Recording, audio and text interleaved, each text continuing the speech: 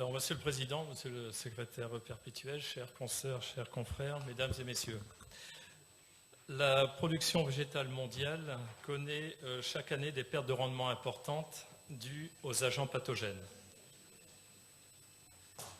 Celles-ci sont contrôlées en partie par l'utilisation massive de pesticides, fongicides et insecticides, lesquels représentent plus de 50% du marché des produits phytopharmaceutiques.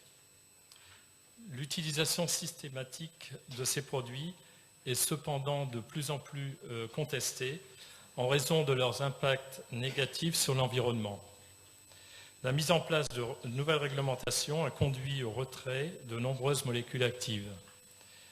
La prise en compte des problèmes environnementaux et la diminution du nombre de produits autorisés renforcent en fait l'intérêt de méthodes de lutte déjà établies, telles que la résistance génétique, et requièrent le développement de nouvelles méthodes contre les agents pathogènes.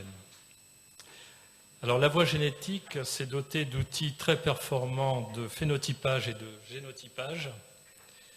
Nous voyons ici des différences de vitesse de diffusion d'un champignon rendu fluorescent par la GFP dans des épillets de blé et qui, par l'utilisation de marqueurs moléculaires, permet de sélectionner les individus les plus résistants. Il y a un an, Claude Fauquet témoignait à cette même tribune de l'intérêt du génie génétique comme seule possibilité pour obtenir des maniocs résistants à la maladie des stries nécrotiques. Pas plus tard que la semaine dernière, dans la séance de biologie de synthèse, David Sourdive de Selectis montrait les potentialités extraordinaires de la recombinaison homologue induite par les méganucléases.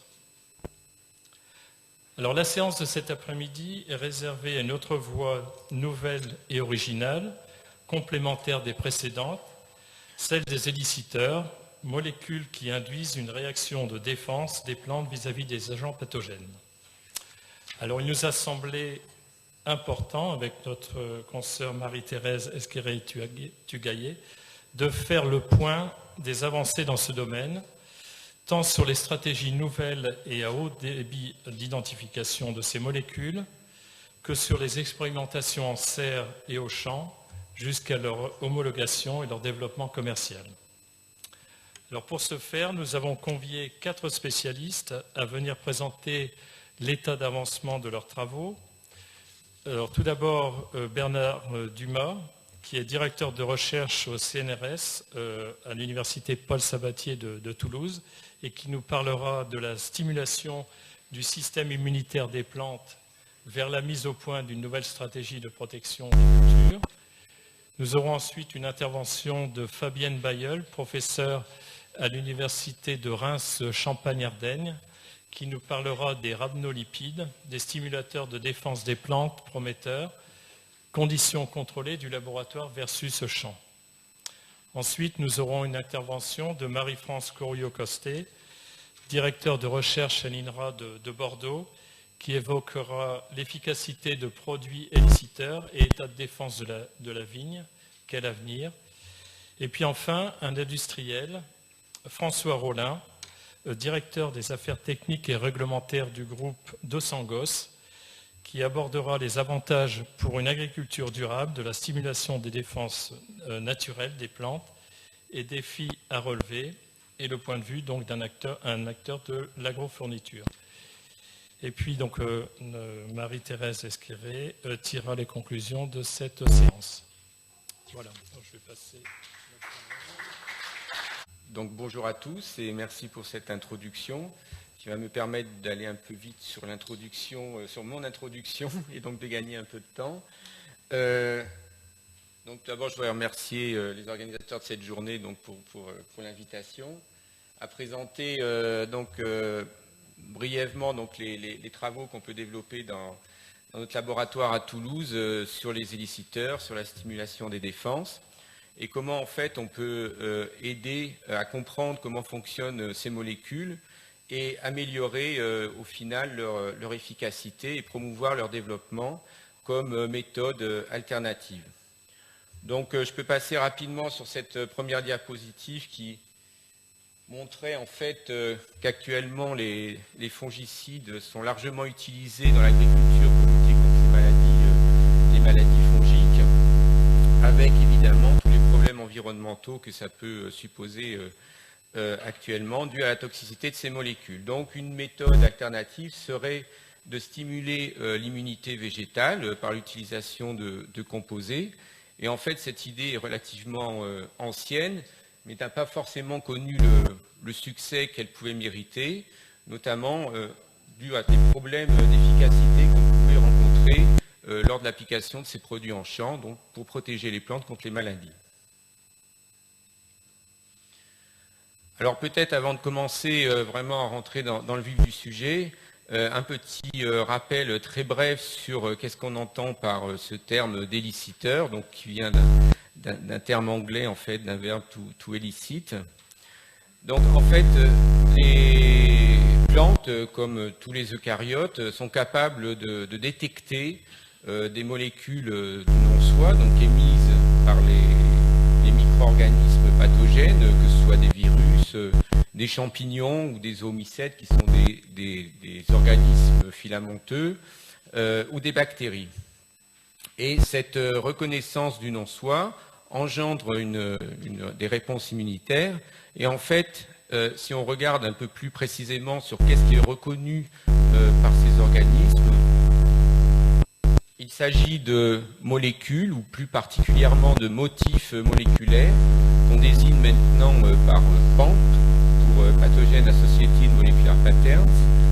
C'est un terme qui vient des études qui ont été réalisées chez l'animal.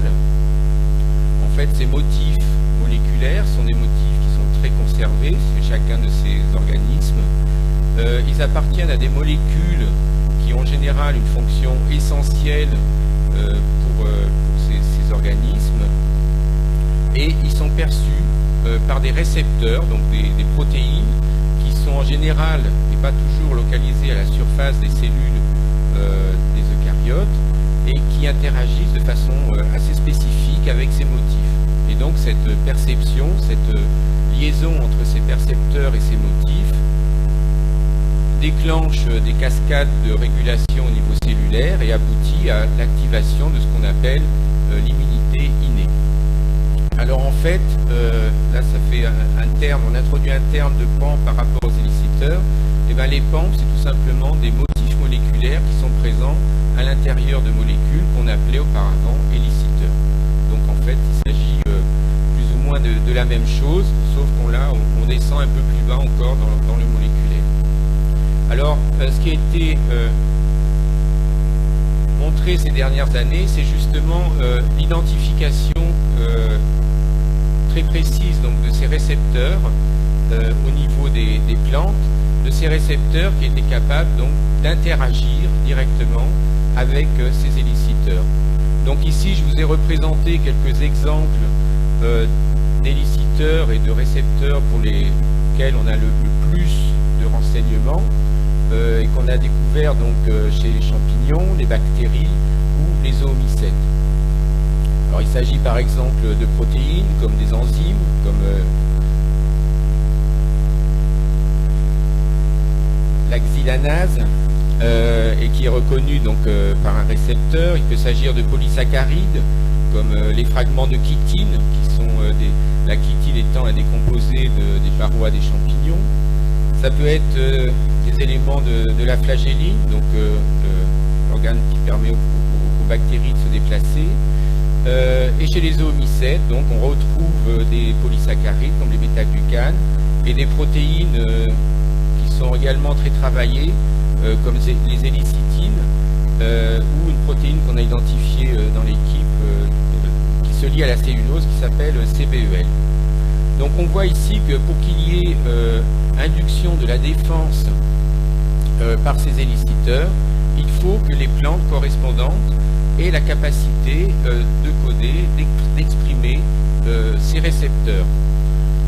Donc là, en fait, une première idée qui découle de ces découvertes, donc qui ont eu lieu ces 10-15 dernières années, c'est que les éliciteurs, pour qu'ils fonctionnent, il faut que la plante ait la capacité de les reconnaître. Et donc, on peut avoir une variabilité de la réponse d'une plante à un éliciteur si on a une variabilité génétique de la plante au niveau de ses gènes de récepteurs.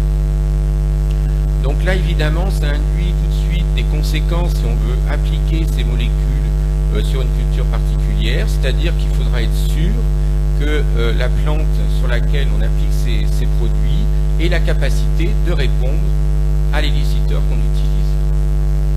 Donc ça, c'est une idée qui n'était pas forcément très présente dans l'esprit des personnes au début de la découverte des éliciteurs, qui étaient souvent qualifiés d'éliciteurs généraux, c'est-à-dire que c'était des molécules, on pensait, actives sur n'importe quel type de végétal.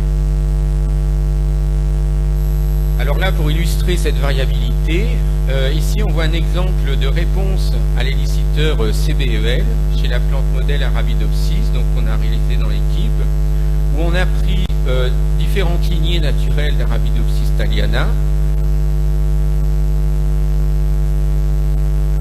que l'on voit ici, et sur lesquelles on a donc appliqué l'éliciteur.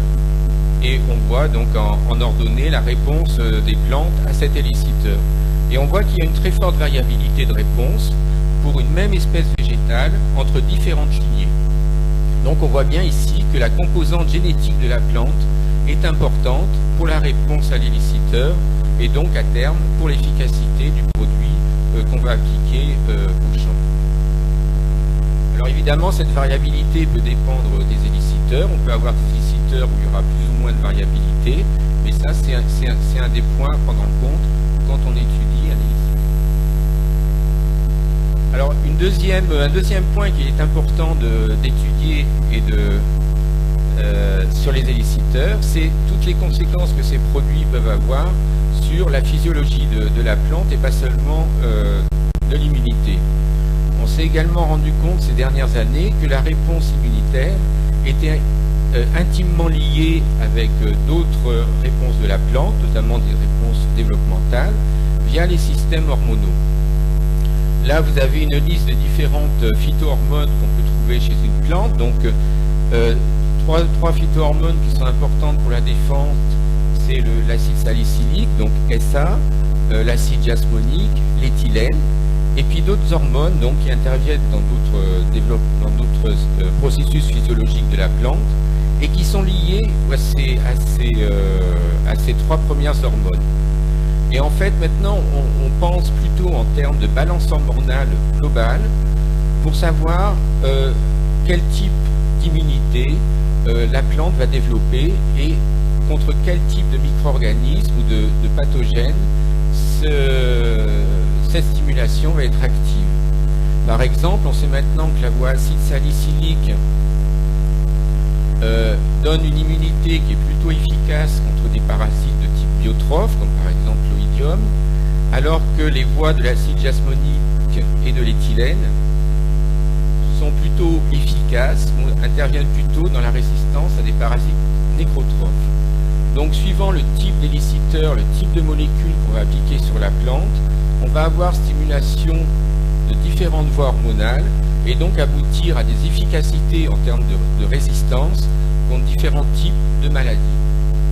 Donc un éliciteur donné ne va pas être forcément actif contre toutes les maladies et là aussi, ça nécessite des études en amont pour essayer de déterminer à partir d'un éliciteur donné, essayer de prédire contre quoi l'éliciteur va être actif.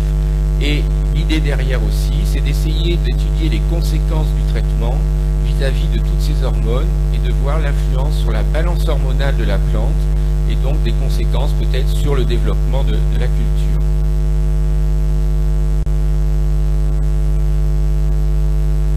Alors, quand on fait ces études au niveau fondamental, un autre objectif, c'est d'essayer d'exploiter ces données pour mettre au point des produits stimulateurs des défenses.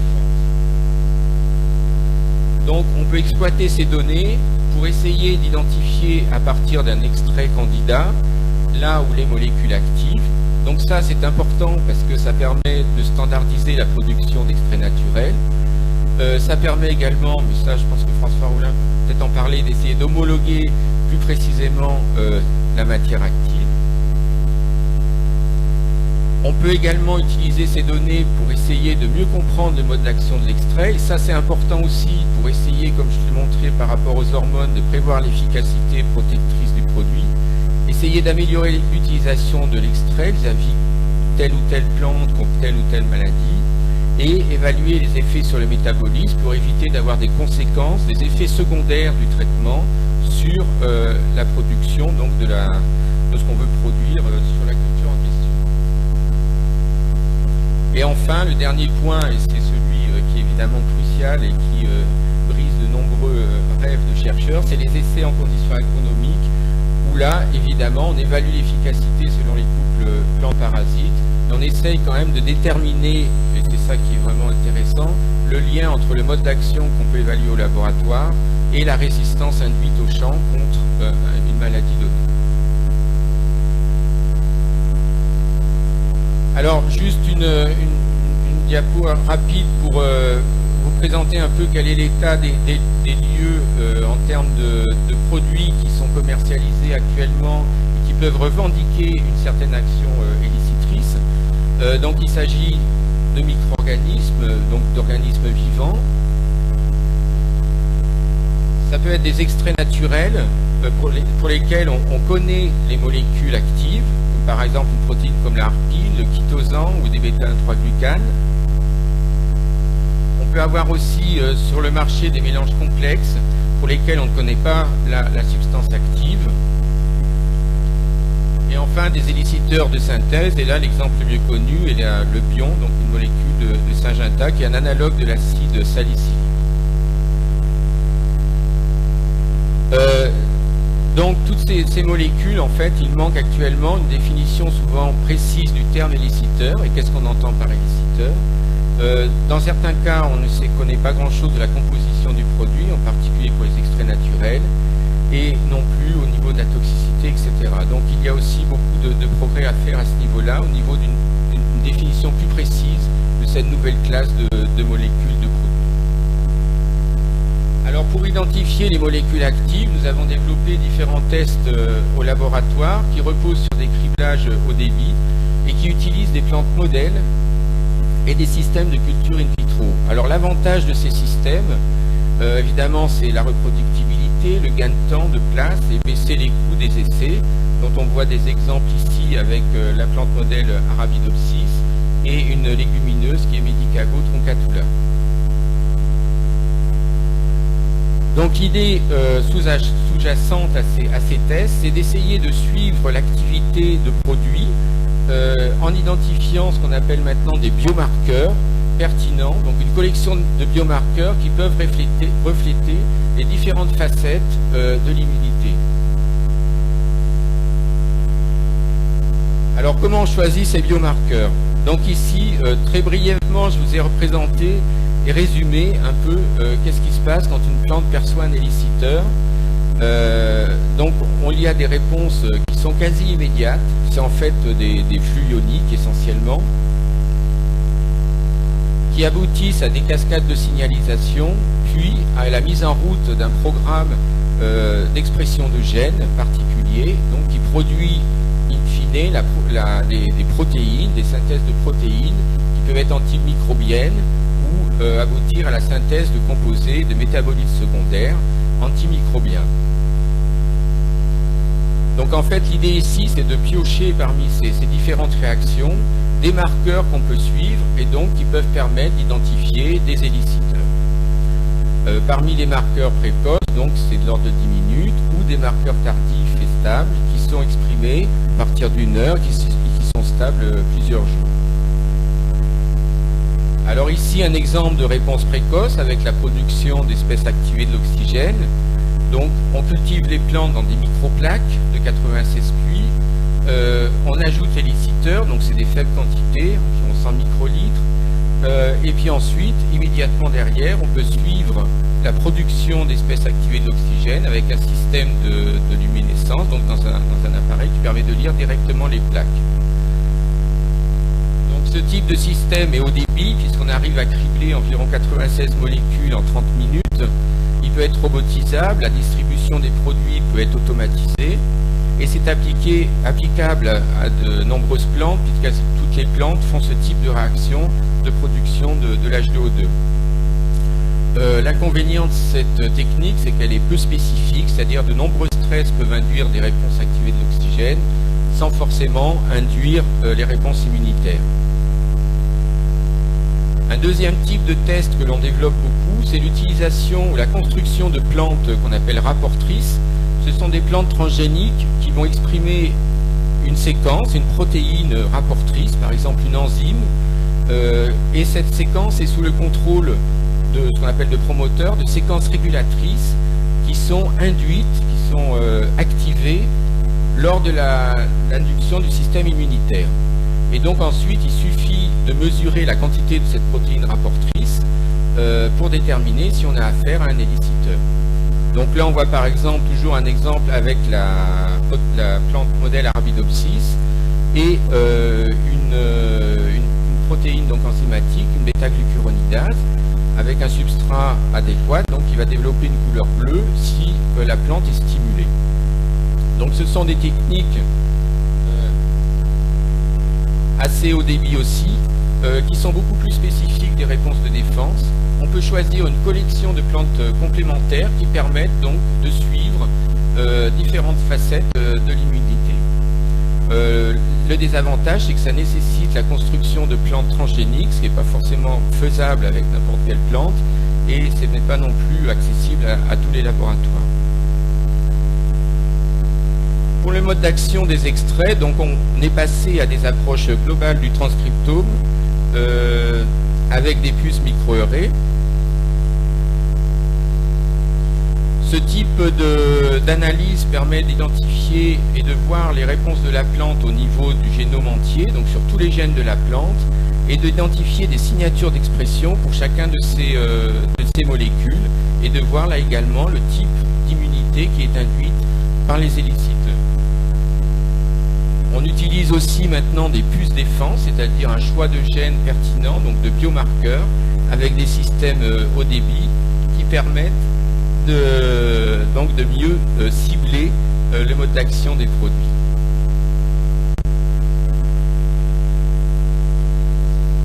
Alors juste une application rapide de ce qu'on a pu trouver avec ces méthodes.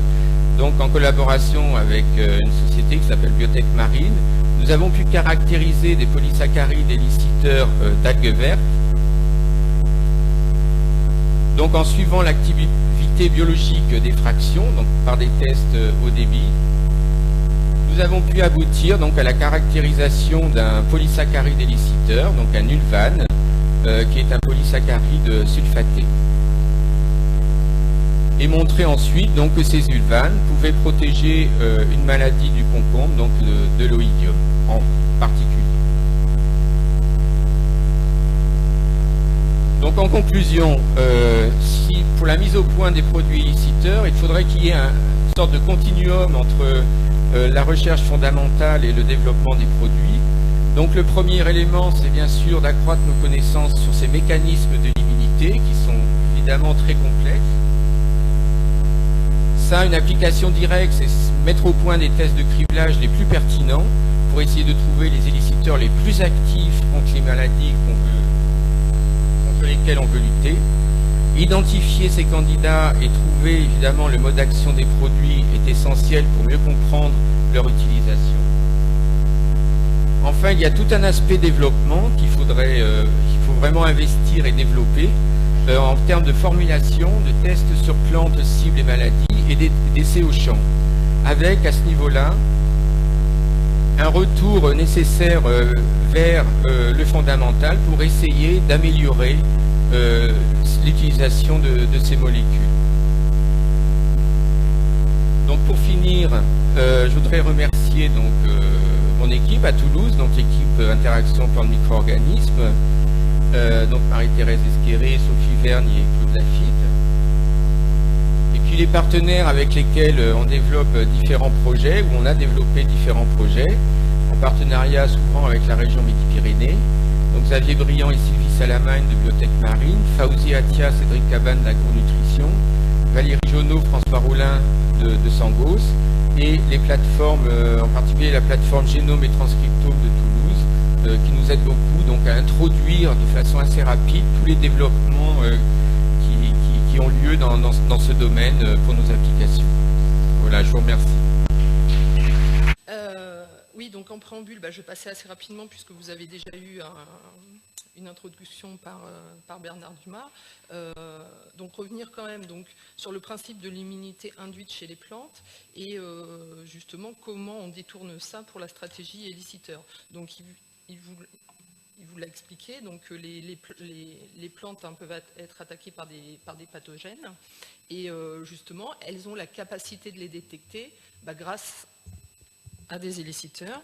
Faut que je le mange, quoi. Grâce à des éliciteurs, donc qui s'appellent, il vous a montré des pentes, donc ça peut s'appeler aussi des membres, des dents, enfin des effecteurs, en gros des éliciteurs. Et l'intérêt, c'est que quand les cellules vont être capables de reconnaître ces pathogènes via les éliciteurs, elles vont induire une immunité locale. Ce qui est intéressant, c'est que ces cellules qui sont attaquées vont être aussi capables d'informer le reste de la plante qui va mettre en place une immunité systémique. Et cette immunité systémique, elle va être intéressante au cas où la plante subisse une autre attaque. Dans ce cas-là, en fait, ça lui confère un avantage et même dans le cas d'un pathogène qui peut être virulent, elle pourra éventuellement être résistante. Et c'est cet aspect-là qui nous intéresse dans la stratégie des éliciteurs, puisque justement, en appliquant un éliciteur à une plante, on peut lui faire induire une immunité et du coup, en cas d'attaque même d'un pathogène virulent, on peut espérer que cette immunité lui confère un avantage pour se défendre efficacement contre un pathogène virulent. Et donc dans ce cas, les éliciteurs, vous les rencontrez plus sous le terme de SDN pour stimulateur des défenses naturelles ou SDP pour stimulateur des défenses des plantes. Et donc, au laboratoire, nous travaillons sur les rhamnolipides en tant que molécules élicitrices, donc SDP.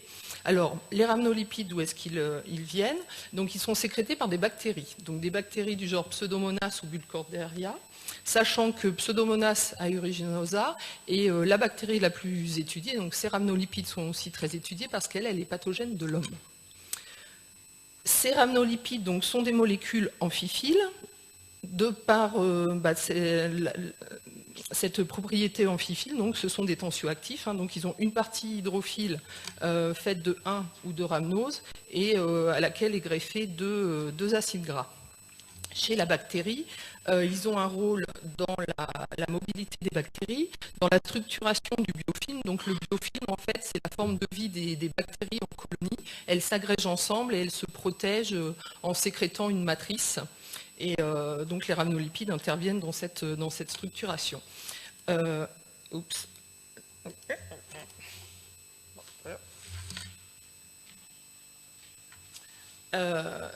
Donc les rhamnolipides chez la bactérie ont un rôle en tant que facteur de virulence donc chez l'homme. Ils interviennent dans la solubilisation de substrats hydrophobes, donc ça permet à la bactérie de se nourrir de substrats hydrophobes, et éventuellement ils ont aussi des propriétés antimicrobiennes.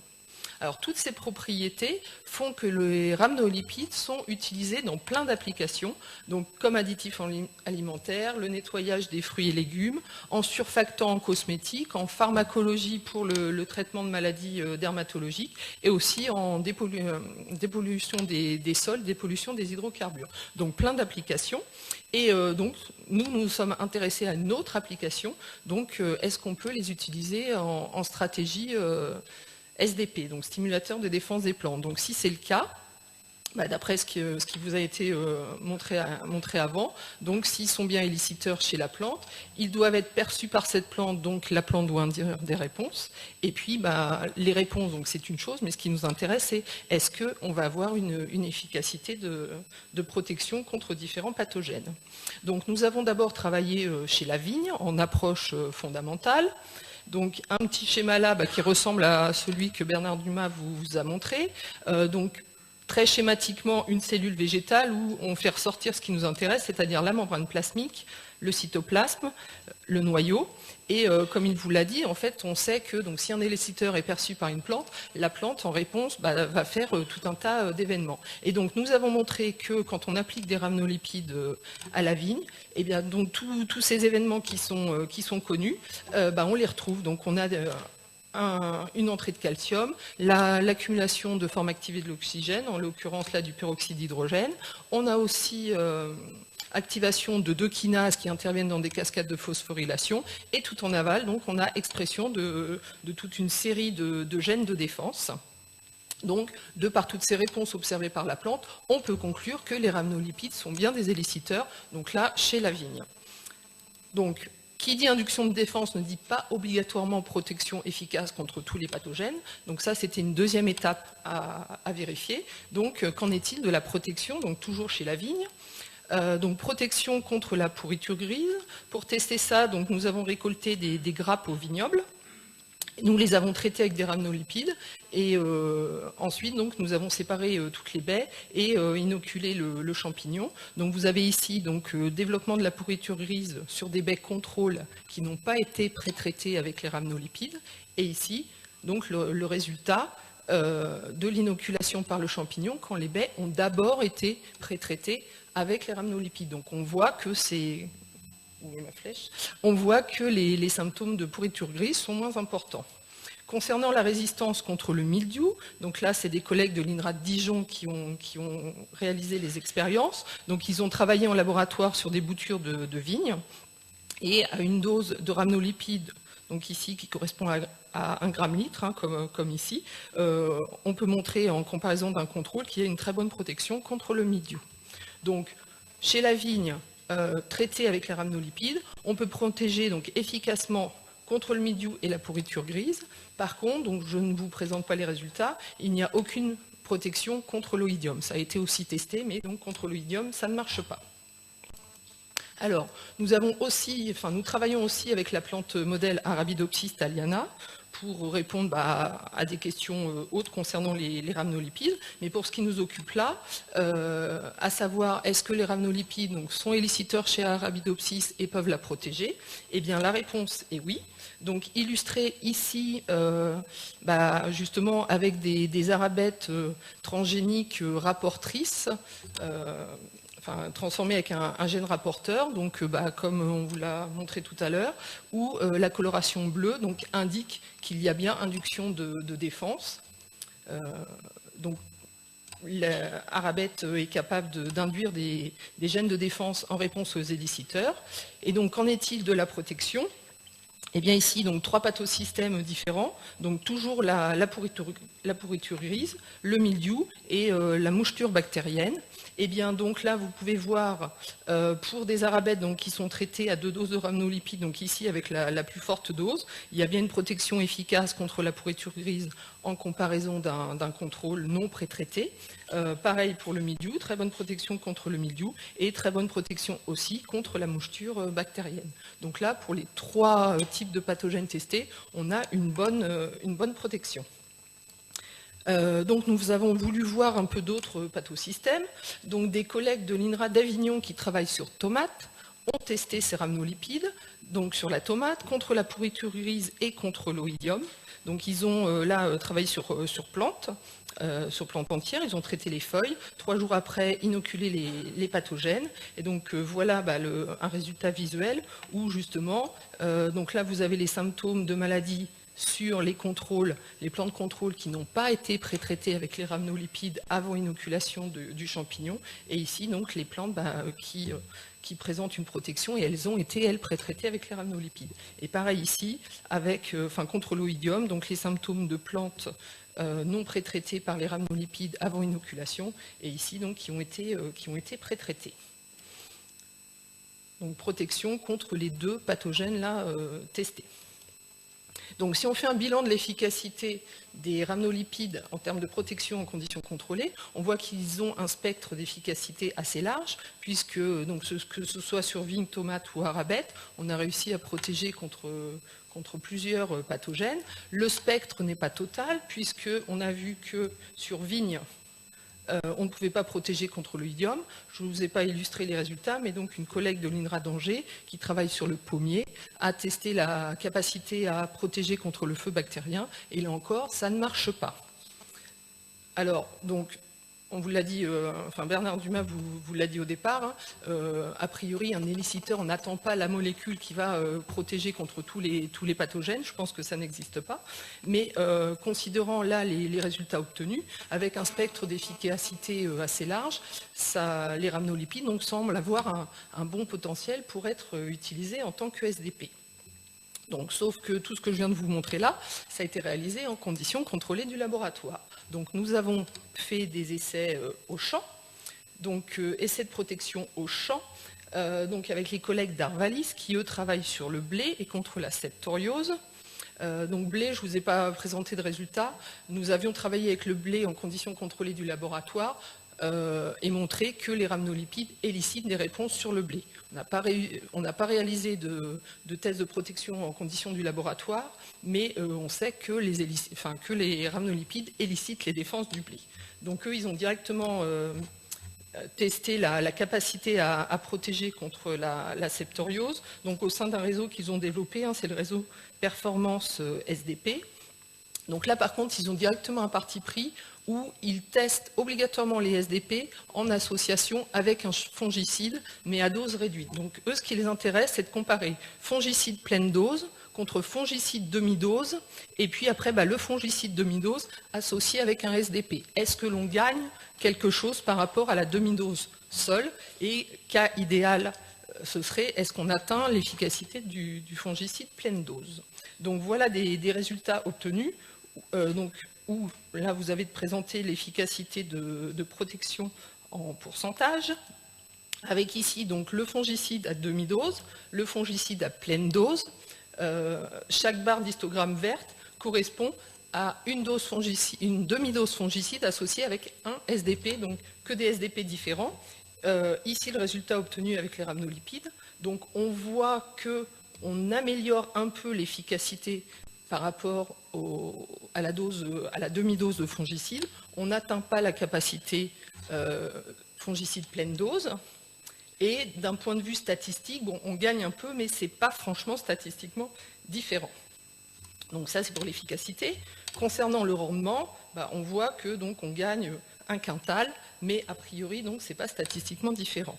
Et donc, au final, ça, c'est une expérience qui a été faite en 2009, ils ont refait des expériences en 2010 et 2011, et donc la conclusion, alors pas que pour les rhamnolipides, mais au final tous les SDP qu'ils ont testés,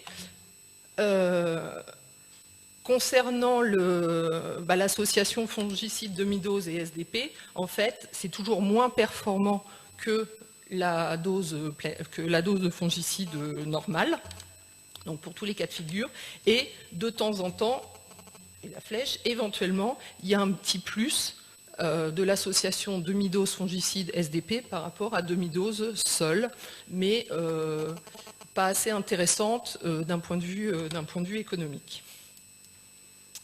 Donc nous avons aussi fait des essais au champ, au vignoble, contre la vigne, donc des essais contre la pourriture grise. Un essai en 2009, 2 essais en 2012. Là, je ne vous présenterai pas les résultats. Il n'y a vraiment aucune efficacité des rhamnolipides contre la pourriture grise quand on passe au vignoble. Nous avons aussi fait des essais contre le mildiou.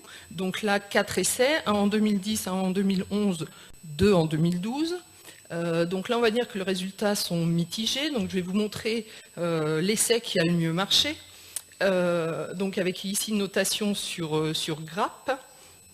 Donc là, en fait, ce qui a été fait dès le départ, c'est de se placer dans des conditions, donc aussi en association avec fongicides, mais où on essaye de complémenter l'action du fongicide. Donc ici, il y a seulement eu 2 applications de fongicide. Normalement, c'est 8 applications. Donc là, il y en a eu seulement 2. Ensuite, une autre condition à ces 2 applications de fongicides, on faisait 2 traitements rhamnolipides avant, ou alors 4 applications rhamnolipides après, ou par rapport à ces 2 applications de fongicides, 2 applications de rhamnolipides avant et 4 après. Et donc, Ce qu'on peut noter, donc ici, on vous indique l'efficacité, ce qu'on gagne par rapport aux témoins. Donc, en faisant 2 traitements fongicides, on gagne 74% d'efficacité par rapport aux témoins non traités. Quand on associe avec des rhamnolipides, on gagne un peu plus, mais malheureusement, donc, même si on a l'impression qu'il y a une tendance vers une amélioration, ce n'est pas statistiquement différent. Et donc ensuite une autre modalité où là il y a bien eu 8 applications fongiques, mais directement au quart de la dose normale. Donc là vous voyez au passage qu'on gagne 74% d'efficacité par rapport à ne pas traiter. Et donc quand on associe en même temps que le quart de dose les rhamnolipides, on gagne, mais ce n'est pas statistiquement différent. Et donc si par contre on applique 8 fois des rhamnolipides au cours de la campagne, vous voyez qu'on gagne par rapport aux témoins, on a gagné 56% d'efficacité par rapport aux témoins, mais ce n'est pas économiquement intéressant. Donc, il y a bien là une action quand ils sont appliqués seuls, mais ce n'est pas suffisant. Et puis en programme, donc il y a une tendance vers une amélioration, mais qui ne semble pas significative. Autre essai qui a été fait aussi au champ, enfin là c'est pas au champ en fait, donc c'est toujours les collègues de l'INRA d'Avignon. Donc pour la tomate, ils se sont mis en serre, conditions de production en serre, où là malheureusement il n'y a pas eu d'efficacité. Donc c'est le cas particulier contre les plaies de taille, et donc ça n'a pas marché. Donc si on fait le bilan pour terminer, ce qu'on voit c'est qu'il y a un manque d'efficacité au champ par rapport aux conditions contrôlées. Bon, ça, c'est pas nouveau, malheureusement, c'est le problème qu'on rencontre régulièrement. Donc, justement, en fait, la plante dans son environnement, c'est pas la plante dans les conditions contrôlées du laboratoire. Elle est dans un état physiologique différent. En plus, donc, généralement, nous, on utilise une souche de pathogène. Quand la plante est au champ, c'est une population pour un pathogène donné. Donc, ça peut changer aussi la donne. Et ce qui change surtout, c'est que la plante dans son environnement, elle est soumise à différents stress, qu'ils soient biotiques ou abiotiques. Et donc, c'est plus vers cet axe de recherche que l'on s'oriente, puisqu'il existe maintenant pas mal de données bibliographiques qui font état, justement, des interactions entre différents stress vis-à-vis de la plante.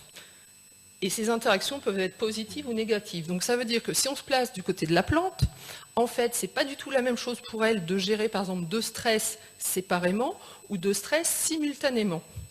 Et il se trouve que, donc, elle va pouvoir éventuellement mieux résister à un stress grâce à un autre stress, ou au contraire, moins bien résister à un stress à cause d'un autre stress. Et donc nous sommes sur cette hypothèse-là, dans la mesure où les rhamnolipides sont censés induire l'immunité chez les plantes, on peut se demander justement en quoi des stress environnementaux, tels que le froid, sécheresse, etc., ne vont pas avoir un impact négatif sur l'efficacité en fait des rhamnolipides au champ. Et donc c'est là-dessus que nous orientons nos recherches actuellement. Et donc pour terminer, je tiens à remercier tous les membres de l'unité qui travaillent sur les rhamnolipides ou qui ont travaillé sur les rhamnolipides, tous les collègues avec qui nous collaborons, les réseaux Elicitra et Indre où nous échangeons sur les SDP, et puis enfin le nerf de la guerre, les financeurs. Je vous remercie. Donc, bonjour à tous et merci aux organisateurs de m'avoir invité à présenter ces travaux. C'est bon ?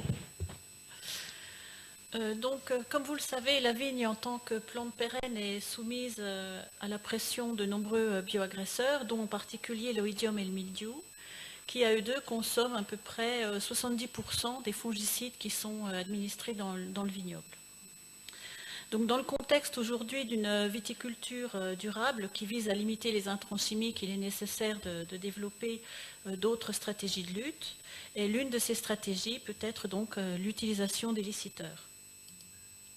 Donc, juste un bref rappel sur ces stimulateurs de plantes ou éliciteurs. Ils peuvent être d'origine biotique, comme vous l'a présenté Bernard tout à l'heure, mais également d'origine abiotique et en particulier de synthèse, tels que l'analogue de l'acide salicylique, le benzothiadiazole ou bion ou acyle S-benzolar, ou encore d'être des produits inorganiques à base de phosphonate, de silice ou de carbonate. ces molécules pouvant donc déclencher des réactions de défense locales ou systémiques. Ces stimulateurs de défense de plantes présentent néanmoins quelques avantages par rapport aux produits pesticides classiques. Premièrement, ils ont un large spectre d'efficacité vis-à-vis de différents bioagresseurs.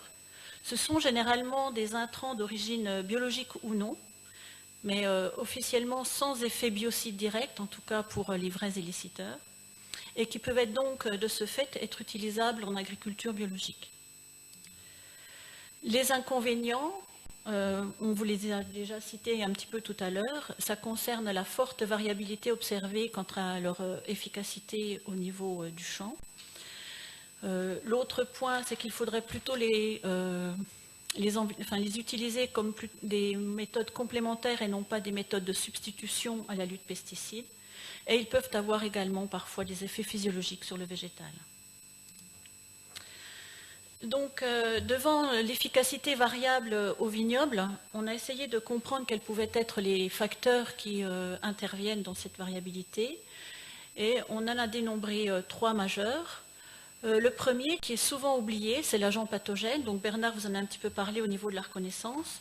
Mais la diversité de ces agents pathogènes au niveau intra- ou interespèces, leur agressivité, ou encore leur adaptation aux phytoalexines ou aux toxiques de la plante, peuvent rendre ces défenses de plantes plus ou moins efficaces.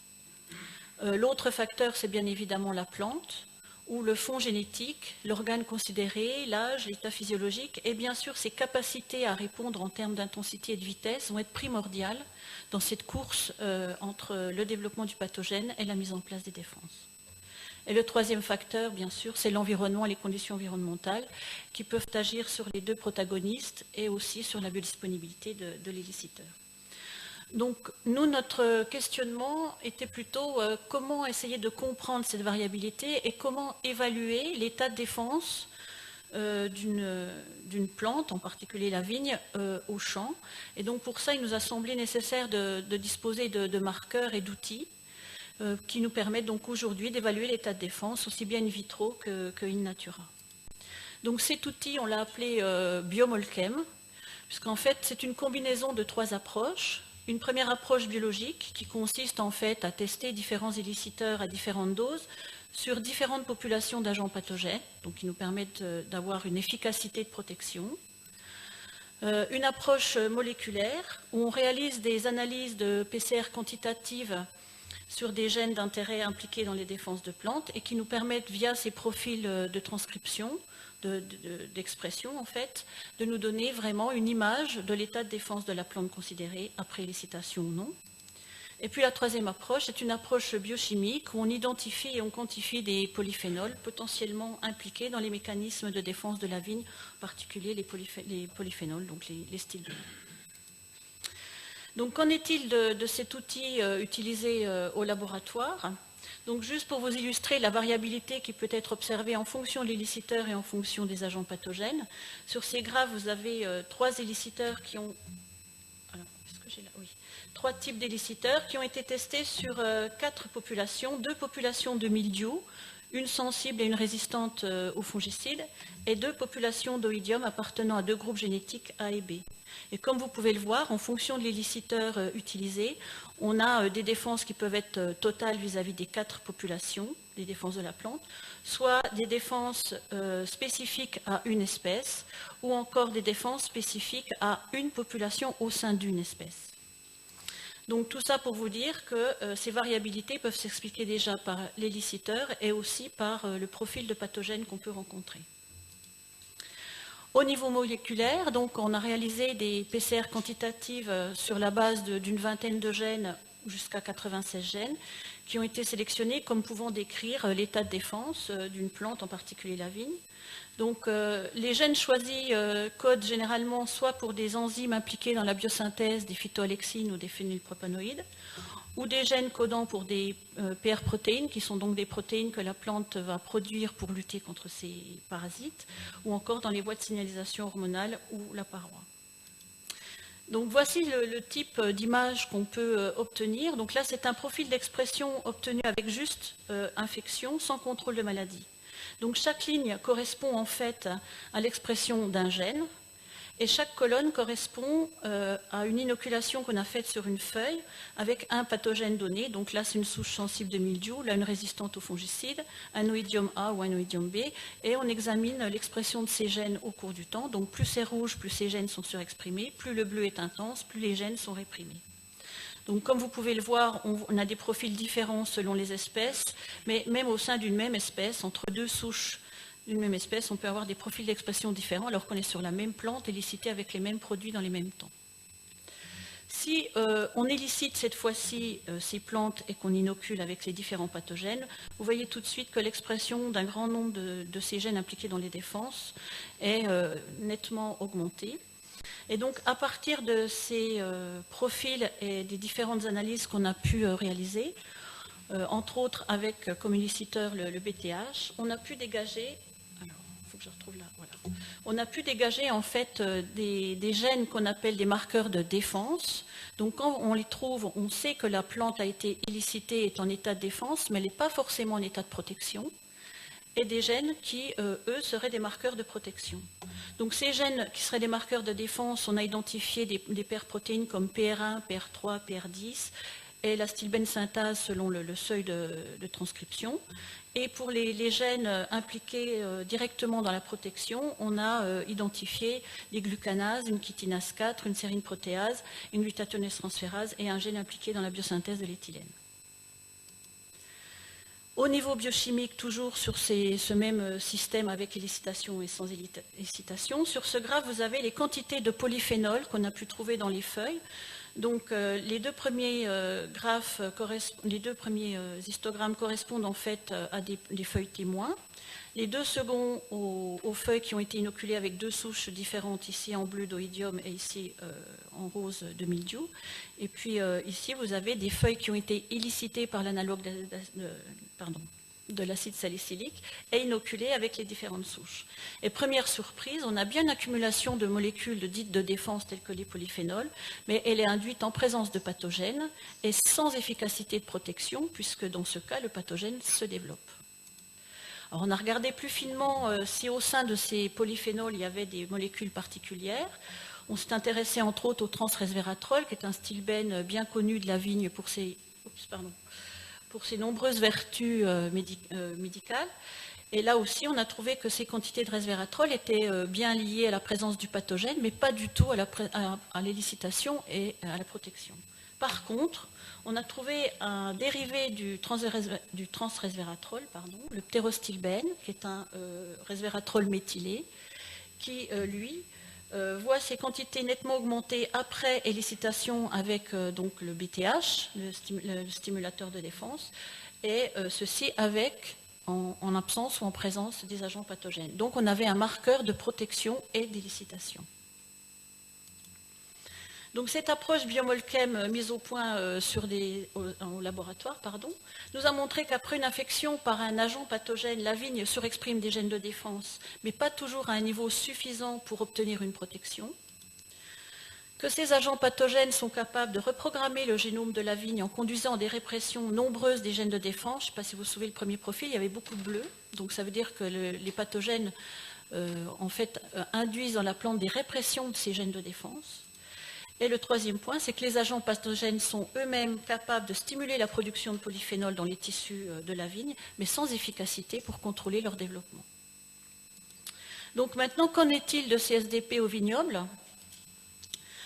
Donc, dans le contexte viticole, on a un premier problème, ça va être quand traiter, à quelle dose, avec quel éliciteur et dans quelles conditions. Donc là, je vous ai juste représenté les différents stades phénologiques de la vigne et les périodes de sensibilité, par exemple, du feuillage à l'oïdium, donc très précoce, et puis une période plus spécifique de la sensibilité des grappes entre la floraison et la fermeture de la grappe, mais néanmoins, l'oïdium peut se développer jusqu'à la véraison. Donc la problématique était de savoir quand. Alors pour essayer de pallier à ce questionnement auquel on n'avait pas la réponse, on a réalisé depuis 4 ans des expériences au vignoble où on traite de façon séquentielle les plantes dès le débourrement avec un éliciteur, donc par exemple le BTH, donc l'analogue d'acide salicylique, ou un phosphonate qui est un fongicide pouvant avoir des activités élicitrices, ou un fongicide de référence ou sans traitement. Et au cours de cette période de la saison végétative, on inocule artificiellement les plants avec de l'oïdium ou du mildiou. Et on a réalisé des échantillonnages à différentes périodes avant ou après inoculation. On a réalisé un suivi épidémique et on analyse la récolte au niveau qualitatif et quantitatif. Donc pour vous montrer le type d'efficacité qu'on peut obtenir sous forte pression épidémique, et là j'insiste, donc on a mis vraiment les illiciteurs dans les pires conditions qu'on pouvait imaginer.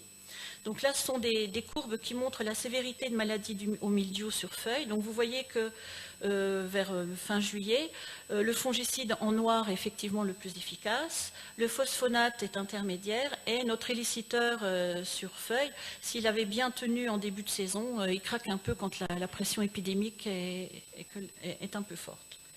Et à notre grande surprise, à la même période, si on examine la sévérité sur grappe, on voit que le BTH, donc l'éliciteur, induit une protection bien meilleure que le phosphonate. Donc, ceci nous amène à dire que l'efficacité d'un stimulateur de défense dépend de l'éliciteur considéré, mais aussi de l'organe de la plante. Ce que souvent on oubliait quand on parlait de la variabilité observée au vignoble. Donc, juste pour illustrer mes propos, quelques images. Donc, vous avez le BTH qui ne protège pas très bien le feuillage par rapport au phosphonate ou au fongicide. Et par contre, on a des grappes très bien protégées par le BTH et pas du tout par le phosphonate. Et donc, à la récolte, on a à peu près le même panorama. Donc, sur ces expérimentations terrain, si on applique notre approche moléculaire, on a donc réalisé des analyses de transcrits dans ces feuilles à différentes périodes, avant ou après inoculation.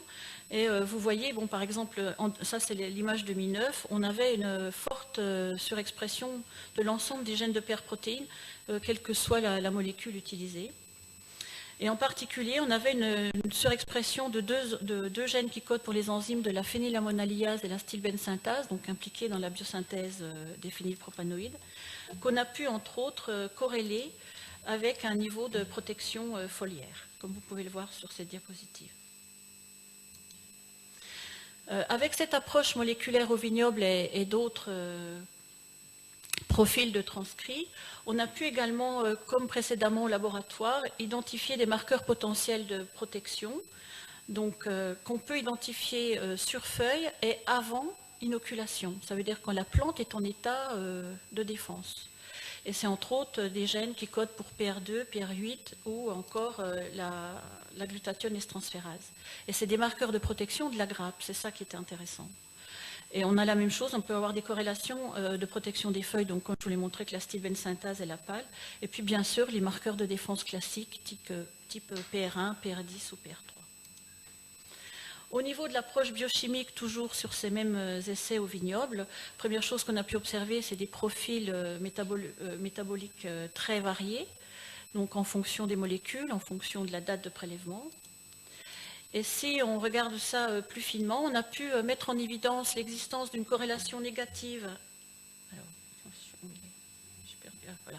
Une corrélation négative, donc en bleu pâle, pour les quantités de resveratrol et de plycéide qu'on trouve dans les feuilles avant inoculation, avec le niveau de protection, et une corrélation positive entre les quantités de ptérostilbène qu'on peut y trouver et le niveau de protection des grappes. Donc là aussi, on a retrouvé un des marqueurs de protection qu'on avait trouvé antérieurement au laboratoire. Après l'inoculation, 48 heures après l'inoculation, si on refait des analyses de ce type, on retrouve également une corrélation, mais cette fois-ci négative pour l'epsilon viniférine, qui est un polymère du resveratrol, et une corrélation positive pour une molécule qu'on a appelée composé A, puisque pour l'heure, elle n'est pas encore identifiée. Toujours sur ces mêmes essais, donc là je vous ai présenté l'essai mildiou, on avait un essai similaire au oïdium. Et avec cet essai au oïdium, on a eu la surprise, parce que ce n'était pas tout à fait le but, de voir qu'au moment de la vendange, on a pu observer, entre autres, que le traitement par le BTH permettait une bonne protection contre botrytis. Comme vous pouvez le voir là avec les grappes traitées avec l'antioïdium ou les grappes non traitées, on a beaucoup de botrytis dans nos vendanges, alors qu'en présence de BTH, on a des vendanges relativement saines. Donc là, je vous ai montré des essais pratique, enfin pas du tout pratique justement, où on a essayé de mettre les éliciteurs à la limite de leur niveau de protection. Oui, je finis. Et on a réalisé des combinaisons entre CSDP et des fongicides. Et comme vous pouvez le voir sur ce graphe sur 2 années d'études, donc en bleu vous avez les rendements et en violet la sévérité de maladie. Vous pouvez voir que lorsqu'on associe ce BTH à demi-dose avec le fongicide, soit en alternance, soit en association, on a des résultats aussi bons qu'avec le fongicide seul, voire parfois même meilleurs. Donc il nous semble que CSDP présente quand même des perspectives intéressantes, mais néanmoins il y a encore des besoins au niveau pour explorer leurs limites et leurs capacités. Donc pour conclure, je voudrais vous dire simplement que CSDP, il faut plutôt les voir comme des méthodes complémentaires. Tout le challenge qu'on va avoir à défendre, ça va être leur positionnement et d'utiliser au maximum les synergies qu'on pourra mettre en place avec ces produits seuls ou accompagnés. Et donc il va falloir définir des stratégies en tenant compte de la variabilité du matériel végétal, comme on vous l'a déjà dit, des pathogènes en fonction des régions également, et puis des conditions environnementales. Et donc, en termes de perspective, les associations, l'alternance avec des fongicides à dose plus faible nous paraissent un bon compromis. Ça peut être un soutien à l'agriculture biologique, un soutien également à la durabilité des résistances variétales. On a fait quelques essais préliminaires sur des variétés partiellement résistantes et les SDP confèrent une résistance totale. Ou pour répondre à des impasses techniques au niveau viticole, entre autres pour les maladies de dépérissement de la vigne ou des phytoplasmes ou des viroses, pour lesquels quelques résultats préliminaires montrent qu'on peut en attendre des résultats intéressants. Je terminerai en vous présentant quelques-uns des collaborateurs qui ont travaillé à ce programme et je vous remercie de votre attention.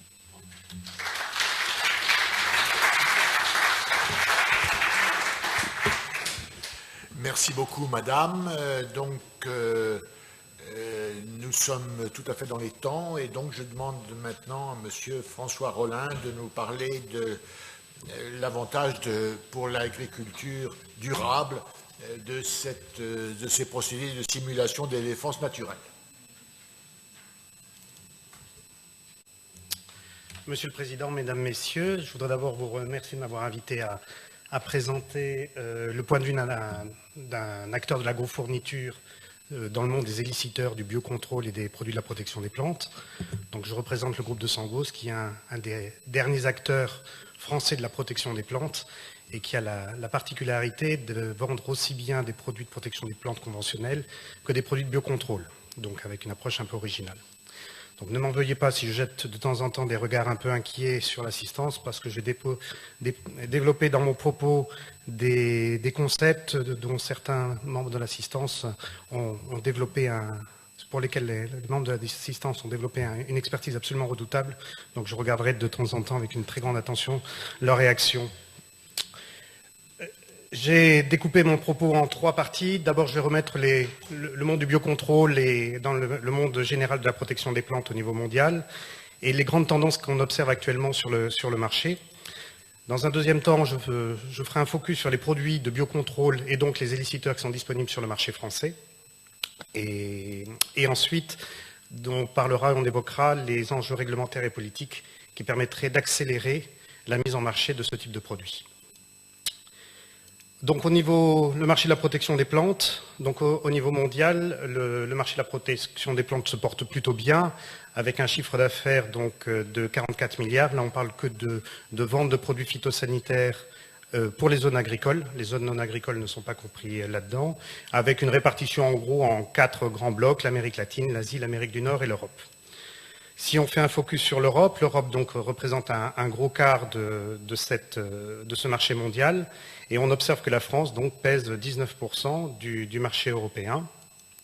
Et donc il faut retenir 2 choses sur le marché de la protection des plantes en général. La première chose, c'est que c'est un marché qui croît de façon modérée mais qui croît régulièrement en raison de la demande alimentaire croissante. Et la deuxième chose, c'est qu'en France, le chiffre d'affaires de l'industrie de la protection des plantes est compris entre 1,7 et 2 milliards d'euros. Et ces variations sont liées principalement aux conditions climatiques qui exercent une pression parasitaire, donc qui entraînent une pression parasitaire sur les cultures plus ou moins grandes. Les produits de biocontrôle, on a coutume de dire que on les range dans 4 catégories. D'une part, les substances d'origine naturelle, donc on va retrouver les minéraux style cuivre, ou bien les substances qu'on va extraire de végétaux. Deuxième grande catégorie, ce sont les macro-organismes. Donc là, on va retrouver par exemple les trichogrammes ou bien les insectes prédateurs comme les coccinelles. Troisième catégorie, les micro-organismes, on va retrouver les bactéries ou les champignons. Et enfin, les médiateurs chimiques, la quatrième catégorie. Et là, on va trouver les phéromones. Après avoir vu le marché général de la protection des plantes, le marché mondial du biocontrôle. Donc c'est un chiffre d'affaires, vous vous souvenez, 44 milliards de dollars, le chiffre pour le marché de la protection des plantes. Le biocontrôle, ça pèse à peu près 1,5 milliard, à peu près 3% du marché de la protection des plantes. Pourquoi il revient en arrière? On va lui parler gentiment. L'Amérique du Nord, donc, qui pèse 40% du marché, l'Europe 26%. Et donc, clairement, le marché du biocontrôle est tiré de façon très claire, on verra un petit peu plus tard pourquoi, par l'Amérique du Nord qui a un poids absolument prépondérant dans le marché du biocontrôle.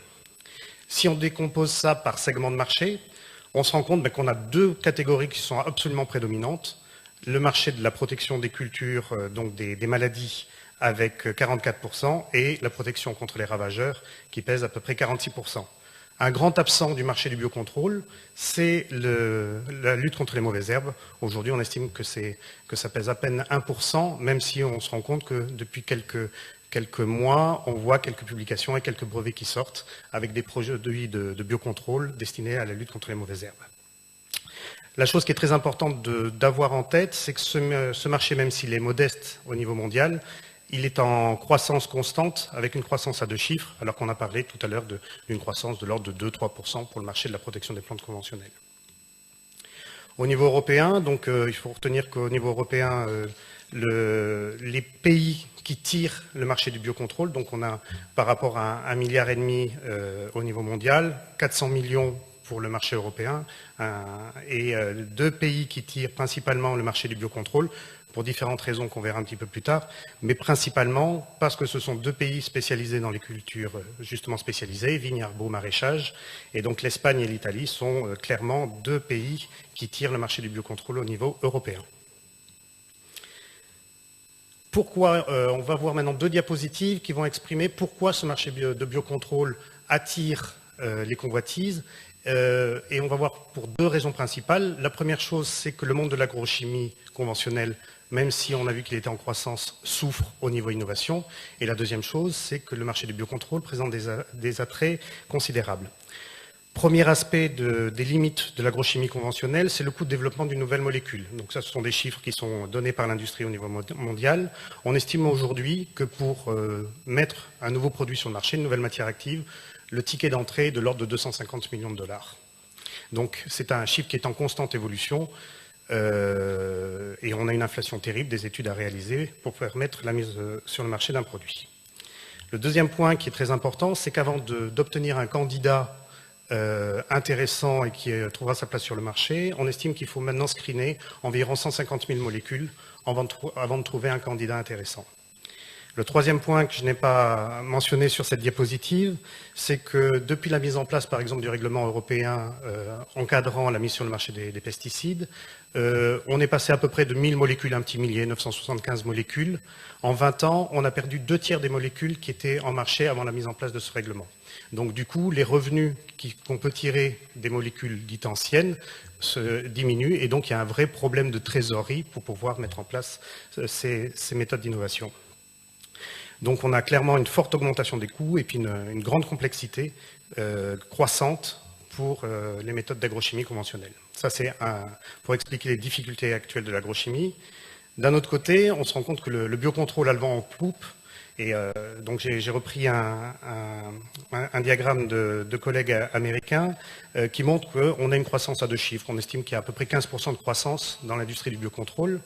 Et on peut citer 5 raisons majeures pour expliquer l'engouement pour le biocontrôle aujourd'hui. La première chose, c'est qu'il y a une attente du consommateur. Et lorsque le consommateur veut, le politique le veut. Et donc, il y a tout un tas de choses qui sont mises en place de façon à favoriser ce marché du biocontrôle. Une deuxième raison qui me semble très importante, c'est en général les produits de biocontrôle sont exempts de limite maximale de résidus et donc ça facilite quand même largement les systèmes de circulation des marchandises, notamment entre l'Europe et les États-Unis. La troisième chose, c'est que sur des cultures qui sont très gourmandes en main-d'œuvre, et là on va penser tout de suite aux cultures maraîchères, à l'arboriculture ou aux cultures sous serre, on se rend compte que ces produits en général n'ont pas de délai de réentrée pour s'occuper des cultures et du coup ça permet d'avoir beaucoup moins de contraintes pour la gestion du personnel et donc c'est un avantage considérable. Le quatrième point, c'est ce qui a été montré dans les exposés précédents, c'est que ce sont des produits qui sont généralement autorisés en agriculture biologique, où le nombre de solutions en protection des cultures est relativement restreint, et du coup, parfois, ça permet d'avoir des solutions que j'ai qualifiées de providentielles, dans la mesure c'est ça ou c'est rien en termes de protection des cultures. Et enfin, et on va rentrer un petit peu plus dans le détail dans quelques diapositives, le coût de développement de ces solutions de biocontrôle est quand même largement atténué par rapport aux 256 millions de dollars qu'on voyait tout à l'heure, et donc ça attire les convoitises. Là, j'ai repris, pardon pour cette simplification, mais j'ai repris les 4 phases aujourd'hui pour mettre un produit de protection des plantes sur le marché, que ce produit soit un produit de chimie conventionnelle ou que ce soit un produit de biocontrôle. Donc généralement, on décompose le développement d'un produit en 4 phases. Depuis l'élaboration d'un concept produit, j'identifie une molécule qui semble avoir un intérêt agronomique, qui répond à une question. Ensuite, des phases de développement initial, la mise sur le marché, donc l'obtention des autorisations de vente et le développement commercial. Très schématiquement, premières étapes, c'est clairement de définir quel est le spectre de ce produit, quel est son effet, recueillir quelques informations élémentaires sur la toxicologie, voir si ce produit on va pouvoir en faire un produit fini à mettre à la disposition des utilisateurs, et enfin, regarder si la découverte que je viens de faire, elle n'est pas déjà couverte par un brevet qui aurait été déposé précédemment par un concurrent. La deuxième chose, donc, c'est le développement initial. Maintenant que j'ai mon concept, je développe un produit. Donc, je vais essayer de comprendre son mode de fonctionnement. Je vais élaborer son spectre complet. Je vais protéger mon invention, parce que vous savez que ces brevets sont suivant le cas entre 20 et 25 ans. Donc, c'est très important de prendre date rapidement. Je vais identifier son marché potentiel. Je vais regarder son coût de fabrication. Combien ça va me coûter est-ce que ce produit pourrait être compétitif? Et ensuite, je vais passer rapidement dans une phase au champ pour regarder dans la vraie vie. Et c'est ce qu'ont montré les personnes qui m'ont précédé à la tribune, pour regarder dans la vraie vie ce que donne la performance de ce produit. Donc l'obtention des AMM, alors là aussi je jette des regards très inquiets, je regarde M. Descoings notamment, donc je vais bâtir la balance risque-bénéfice de mon produit, donc j'ai généré tout un tas d'études avec plusieurs structures privées ou publiques aux États-Unis, de laboratoires qui ont développé un vrai savoir-faire en termes de screening, de validation de concepts, qui ont mis au point des méthodes de très haut rendement, du style de celle qu'a présentée Bernard Dumas tout à l'heure, avec des vraies idées de formulation, qui ont développé des brevets et qui sont lancés vraiment dans une phase très entreprenante de mise au point de nouveaux produits.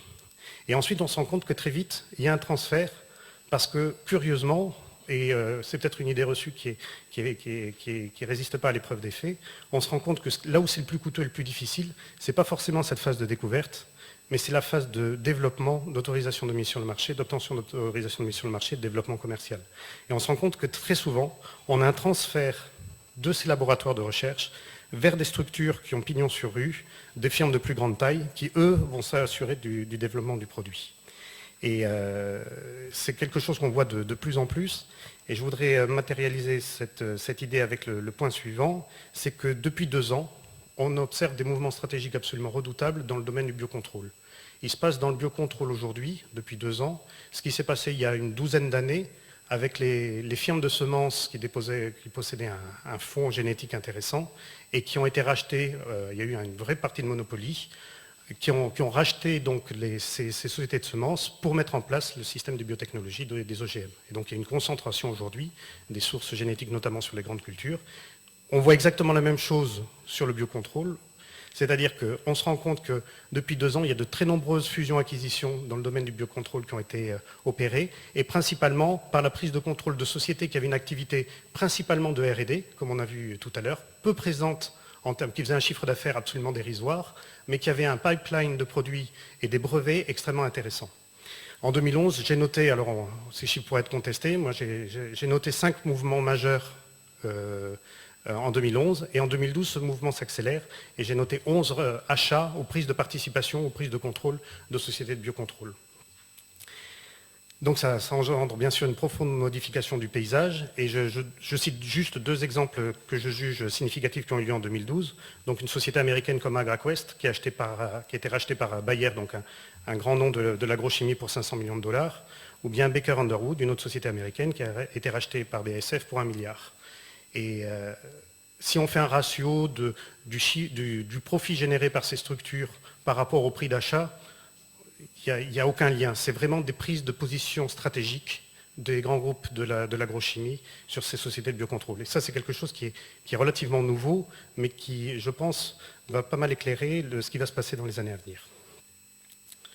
Je vais maintenant passer à ma deuxième partie sur les produits élicitaires actuellement au marché. Donc, je ne vais pas rentrer dans le détail, mais cette diapositive reflète les produits qui sont actuellement jugés, du moins notés comme des produits de biocontrôle existants en France. Donc j'ai recensé, donc ce travail a été fait pendant l'été 2012, donc sur le site du ministère de l'Agriculture. On compte à peu près 70 spécialités commerciales et 39 substances actives.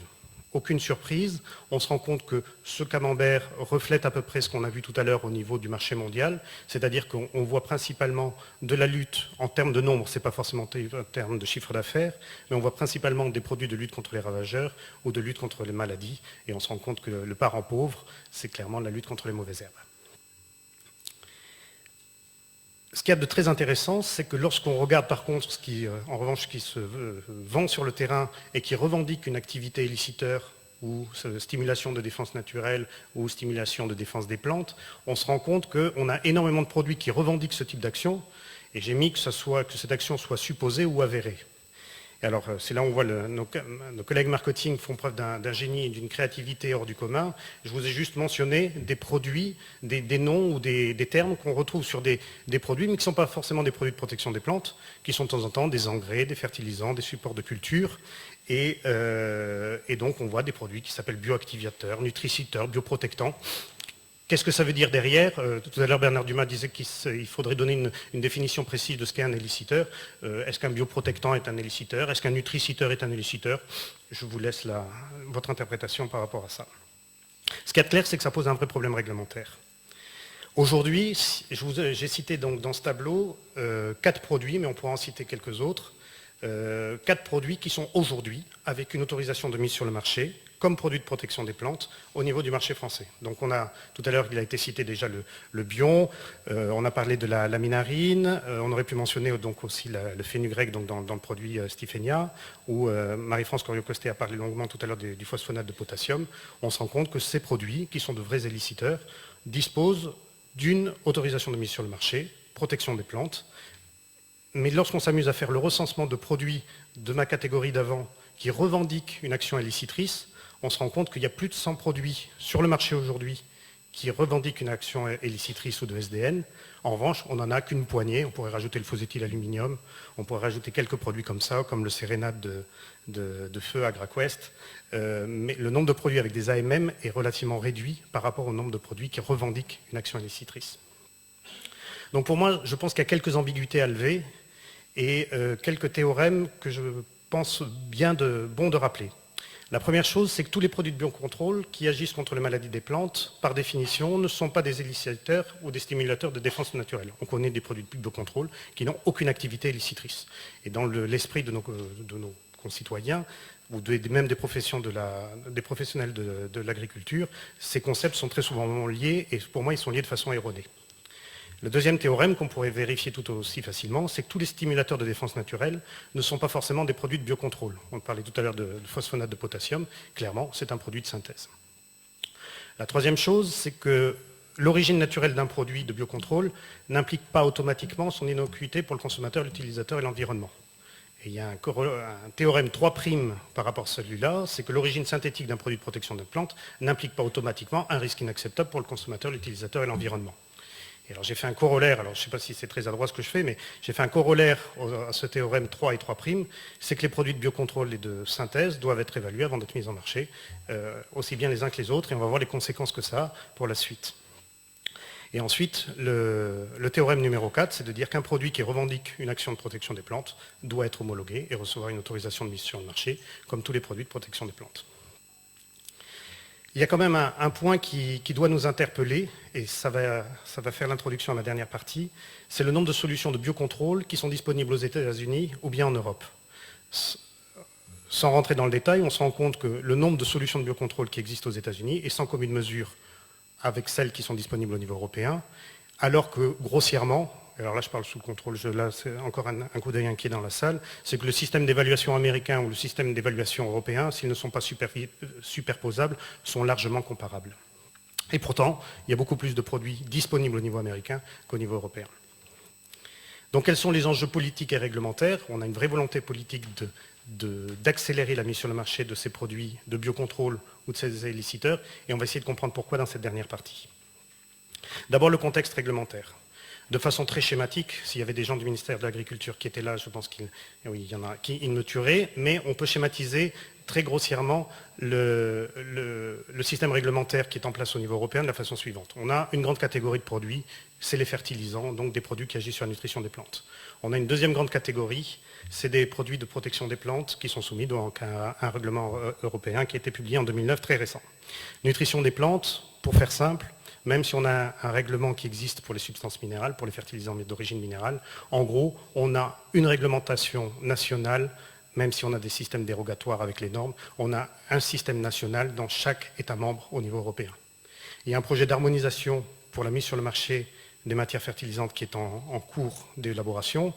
Je ne sais pas si l'enfant qui va sortir de ça sera un garçon ou une fille, mais ce que je peux vous garantir, c'est que la mère se prépare à des moments difficiles, l'accouchement sera long et douloureux. Il y a des perspectives très, très audacieuses, du moins très ambitieuses, sur la mise en place d'un système harmonisé de réglementation de nutrition des plantes. À mon avis, de l'eau va passer sous les ponts avant que ça voit le jour. Très clairement, nutrition des plantes, on va distinguer deux aspects, les matières fertilisantes et les biostimulants. Et dans la protection des plantes, on va retrouver nos produits de biocontrôle et nos produits de chimie conventionnelle. Et très clairement, avec les éliciteurs, on va se retrouver très souvent dans des produits qui vont être à cheval entre les biostimulants et le biocontrôle. Et c'est pour ça, probablement, c'est un des écueils qu'on a au niveau européen, de trouver une place aux éliciteurs, parce qu'ils sont un petit peu in between, ils sont entre deux catégories qui se cherchent un petit peu entre les biostimulants et les produits de biocontrôle. Alors le contexte politique, là-dedans, n'arrange rien. Très clairement, nos politiques ont constaté une difficulté pour mettre en marché et accélérer la mise en marché des produits de biocontrôle, avec une vraie volonté de lever les freins et d'accélérer la mise sur le marché de ces produits, de ces solutions alternatives. Vous vous souvenez du Grenelle de l'environnement. Un des volets du Grenelle de l'environnement a été le plan Ecophyto 2018, avec comme ambition de baisser de 50% les volumes de produits de protection des plantes traditionnelles, si c'est possible, et en promouvant les solutions alternatives, notamment le biocontrôle. Donc il y a une mission d'étude qui a été confiée à un député, Antoine Herth, en avril 2011, qui a sorti un rapport qui a été transmis au Premier ministre de l'époque et qui a proposé 15 recommandations pour soutenir les technologies vertes. Et donc le Conseil national d'orientation et de suivi en octobre 2011 a adopté une feuille de route biocontrôle de façon à promouvoir ces produits. J'ai presque fini, tout va bien. La feuille de route de biocontrôle, il y a 4 priorités. Je vais m'attarder sur la priorité numéro 3, même si la 2 m'intéresse aussi. Donc la priorité 2, promouvoir l'innovation pour le développement de nouvelles techniques sûres et efficaces. La priorité 3, c'est favoriser la mise sur le marché des produits de biocontrôle. Et très clairement, un des axes de cette priorité 3, et là aussi je parle sous le contrôle de mes chers collègues, c'est faciliter la préparation des dossiers d'évaluation et de demande d'autorisation, d'accélérer la mise sur le marché de nouvelles techniques, et puis ensuite de proposer des méthodes d'évaluation, et c'est ce que disaient mes collègues précédemment, en disant mais aujourd'hui comment on évalue l'intérêt agronomique d'un éliciteur ou d'une solution de biocontrôle par rapport à des produits de chimie conventionnels qui ont largement montré leur efficacité. Donc, très rapidement, document guide pour l'évaluation du risque, on se rend compte qu'il y a énormément de documents guides au niveau OCDE, donc au niveau international, qui ont été mis au point. Sans rentrer dans le détail, on se rend compte que tous ces documents, en gros, les plus anciens datent de 2008. Donc il y a une très forte accélération pour dire, pour l'évaluation des risques de ces micro-organismes ou de ces extraits de plantes ou de ces éliciteurs, voilà les documents guides et voilà les références scientifiques, l'état de l'art actuel qui permet d'évaluer le risque de ces produits-là. On se rend compte qu'il y a tout un tas de documents qui sont en cours de préparation avec un calendrier qui a été communiqué par la Commission européenne, notamment entre 2013 et 2016.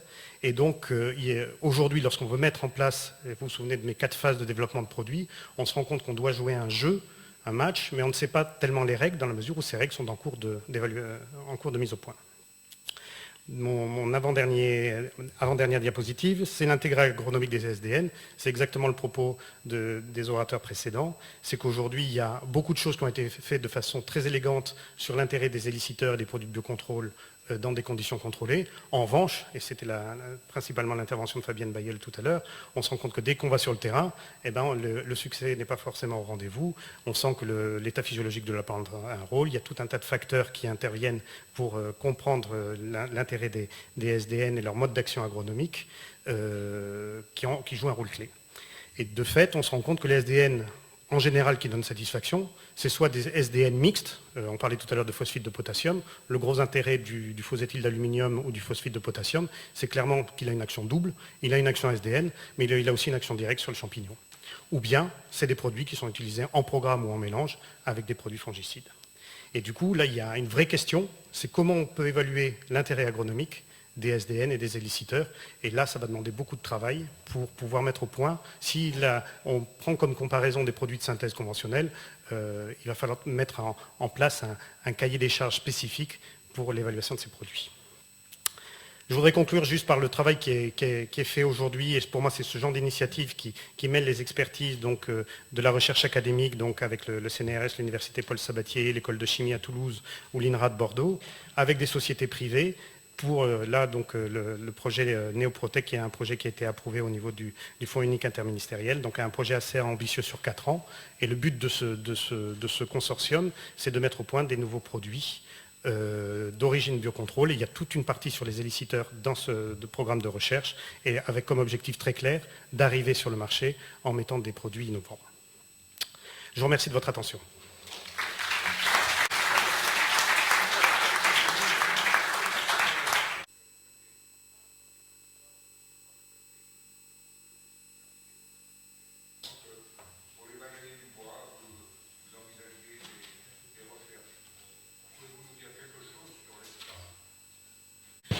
Oui, pour les maladies du bois, donc en particulier l'ESCA, le typiose et aussi les maladies à Botrytis feriacea, on a engagé des études où on a pré-traité des jeunes plants qu'on a inoculés avec les différents agents pathogènes impliqués dans ces maladies.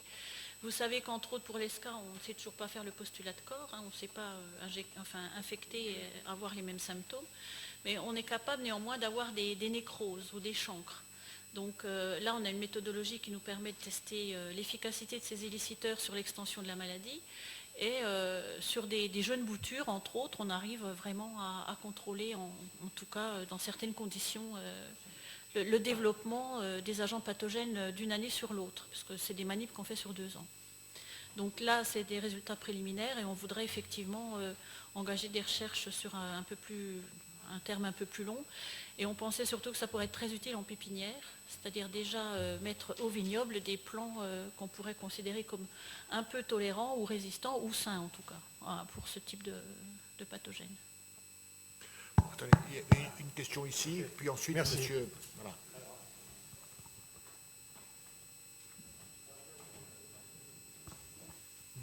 Merci. Je voudrais tout d'abord remercier les organisateurs et les intervenants d'un ensemble qui est extrêmement clair, qui est très, très pédagogique.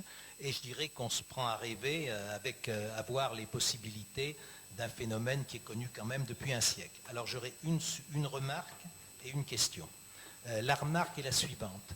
On a vu les interactions, dans tous les essais qui sont faits, on ne parle jamais d'interaction, on en a parlé tout à l'heure pour Arabidopsis thaliana, mais sur les plantes d'intérêt, d'interaction entre l'éliciteur et la génétique. Alors je pense que c'est parce que la génétique demande beaucoup de temps, etc. Mais néanmoins, il me semble que là, il y a une piste sur la génétique, de manière à voir les variétés pour telle espèce de plante les plus adaptées à un éliciteur donné pour traiter des maladies données. Ça, c'était la remarque. La question est la suivante. Depuis longtemps, on rêve sur les possibilités de traiter les problèmes d'agresseurs contre les plantes. Alors on a eu les produits phytopharmaceutiques jusqu'à ce que l'écotox nous montre qu'il peut y avoir des problèmes. On a eu la génétique jusqu'à ce qu'on voit qu'il y avait des contournements de résistance, ô combien nombreux. Les OGM ont subi la pression de l'opinion publique, entre autres. La lutte biologique a des problèmes d'efficacité en général. Donc, les problèmes qu'on a, c'est l'efficacité, on l'a vu en général, durabilité, toxicité, acceptabilité. Supposons que l'efficacité, pour une plante donnée, on l'est. Qu'est-ce qui posera, à votre connaissance, le plus de problèmes? La durabilité des résistances ou la toxicité, donc l'acceptabilité? Merci. Oui, peut-être un mot sur l'aspect génétique. Vous avez tout à fait raison de souligner que pour... je suis là, que... Je me mets debout, voilà. Donc je disais que vous aviez tout à fait raison de souligner que quand on s'adresse à des produits qui agissent directement sur la plante, eh bien, il faut tenir compte de la plante et de ses capacités à répondre au traitement, et que la composante génétique serait importante à étudier. Après, il faudrait essayer d'intégrer à la fois la recherche de produits et l'amélioration génétique de la plante, pourquoi pas trouver ce qu'on pourrait appeler des QTL de réponse aux produits. Bon, ça c'est une autre question après, si on veut aller jusqu'au développement commercial. Bon, oui. Bon, peut-être, concernant la résistance variétale, nos collègues de Colmar ont développé des résistances partielles ou complètes à la vigne, bon, qui ne sont pas encore commercialisées. Et sur les résistances partielles, si on applique par exemple un stimulateur de défense, bon, j'ai passé très rapidement parce que je ne pouvais pas tout montrer, mais on peut avoir une résistance totale et donc efficace contre différents agents pathogènes. Donc ça peut être, quand je vous parlais de méthodes complémentaires, ça veut dire changer demain peut-être la viticulture, mettre des cépages ou des variétés partiellement résistantes, peut-être un traitement ou deux chimiques par an quand il y a une très forte pression épidémique, utiliser des stimulateurs de défense. Et la durabilité, je pense qu'elle est là, elle est dans la combinaison de différentes méthodes et non plus une méthode unilatérale comme on l'a fait jusqu'à présent. Et après là-bas. Et puis après. Moi, j'avais une question et une remarque. Et la question s'adresse d'abord à Bernard Dumas, puisque donc, vous nous avez bien expliqué que la réponse d'un éliciteur était très spécifique, puisqu'on a bien vu qu'au sein d'une même espèce comme Arabis thaliana, il y avait des réponses très différentielles avec différentes variétés. Et donc moi, je m'interroge de l'intérêt d'avoir une plante modèle, justement, pour faire le criblage de l'efficacité de différents éliciteurs compte tenu de ces réponses spécifiques, et savoir quelle peut être la généricité des résultats avec une approche avec une plante modèle. Donc ça, c'est ma question. Après, je vais juste faire mon commentaire.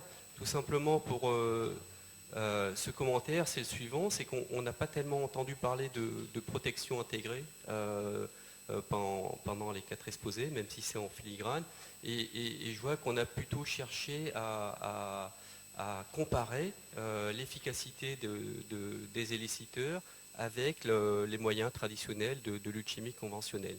Or, on voit bien que ces éliciteurs n'ont pas l'efficacité attendue des produits de synthèse traditionnels, et par contre, on voit qu'il y a quand même des réponses, hein, puisque on voyait tout à l'heure 50% d'efficacité au champ, c'est déjà quelque chose de très appréciable.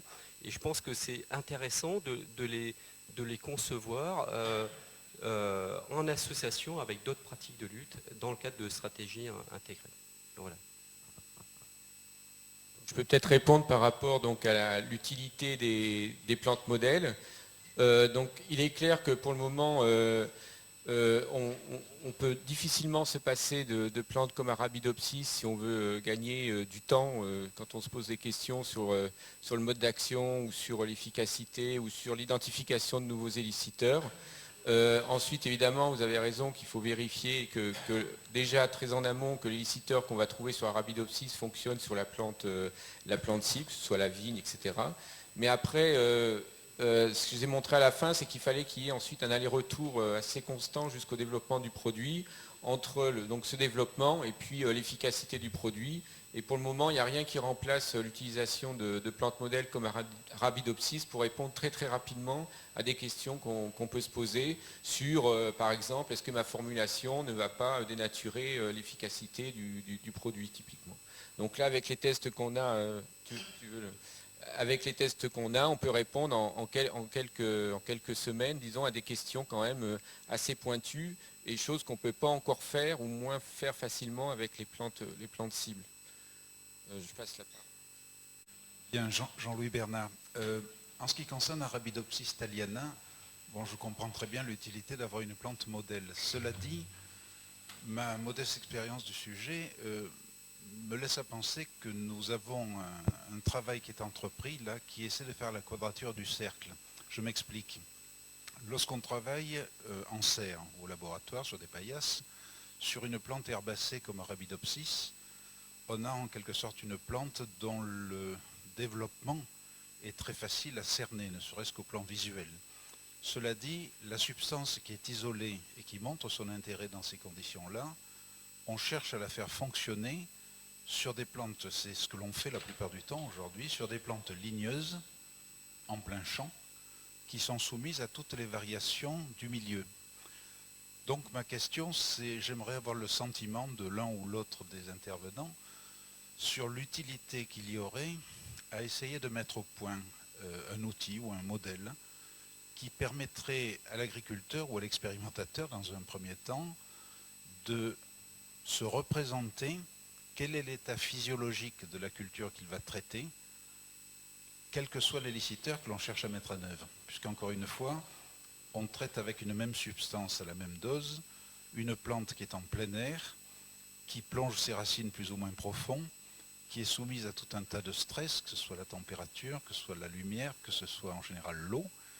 Et finalement, c'est un grand écart que l'on cherche à faire entre le travail en serre et ce travail sur une plante à la physiologie perturbée, disons, naturellement perturbée.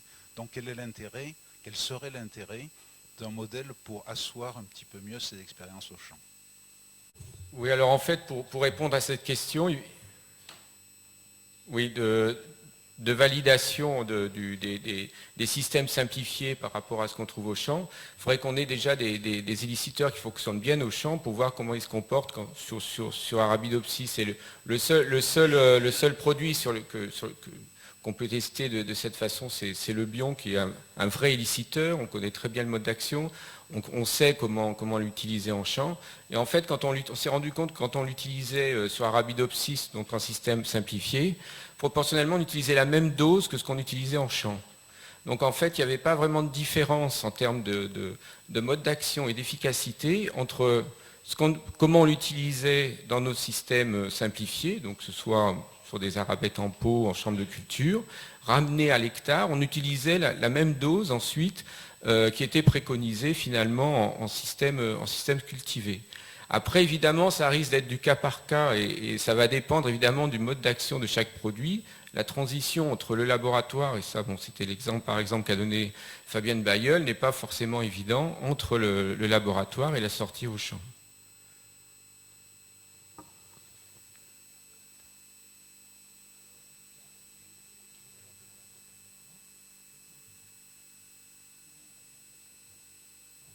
J'ai bien compris, vous demandiez un petit peu des marqueurs d'état physiologique. Mais par exemple, pour toutes les plantes cultivées, il n'y a pas de marqueur d'état physiologique, mais on a déjà les stades de développement physiologique. Bon, alors c'est insuffisant. Et donc après, ce qui est intéressant dans le stade physiologique, c'est l'état de défense potentiel de la plante. C'est-à-dire, est-ce que ces défenses sont stimulables? Est-ce qu'elle est en état de défense Excusez-moi, l'expérience que je peux avoir sur le sujet m'a montré que on a parfois avec certains éliciteurs des réponses absolument extraordinaires. Oui. Cela dit, le même produit, dans des circonstances visuellement similaires, peut donner, à 3 km de là, des résultats absolument nuls. Donc cela me laisse à penser que on juge mal de la capacité qu'a la physiologie de la plante à utiliser l'éliciteur qu'on lui apporte de l'extérieur. On est tous d'accord, je pense, et c'est pour ça que les systèmes modèles Arabidopsis sont quand même très utiles pour comprendre ce qu'il en est. Et par exemple, sur la vigne, on s'est juste amusé à traiter un plant de vigne et à regarder le niveau de défense de chaque feuille. Donc ça a été traité à la même dose, c'était la même plante, et on a inoculé avec le même champignon à la même concentration. Et pourtant, toutes les feuilles ne sont pas défendues de la même façon, mais ça c'est normal. Je veux dire, une feuille qui est jeune, qui est en métabolisme primaire, va être souvent moins sensible à stimuler ses défenses, alors qu'une feuille des fois plus âgée, qui est déjà en métabolisme secondaire, va être plus réceptive aux défenses. Donc c'est toutes ces subtilités-là qui vont être compliquées, comme vous le faites remarquer, à mettre au point en situation in natura. Et d'où, je pense, l'idée plutôt de les mettre en association et de ne pas se reposer uniquement sur ces élliciteurs, ce qui n'empêche pas qu'il y a des recherches encore à faire pour bien comprendre quelles sont les meilleures conditions, quel est le meilleur stade et quel est... voilà.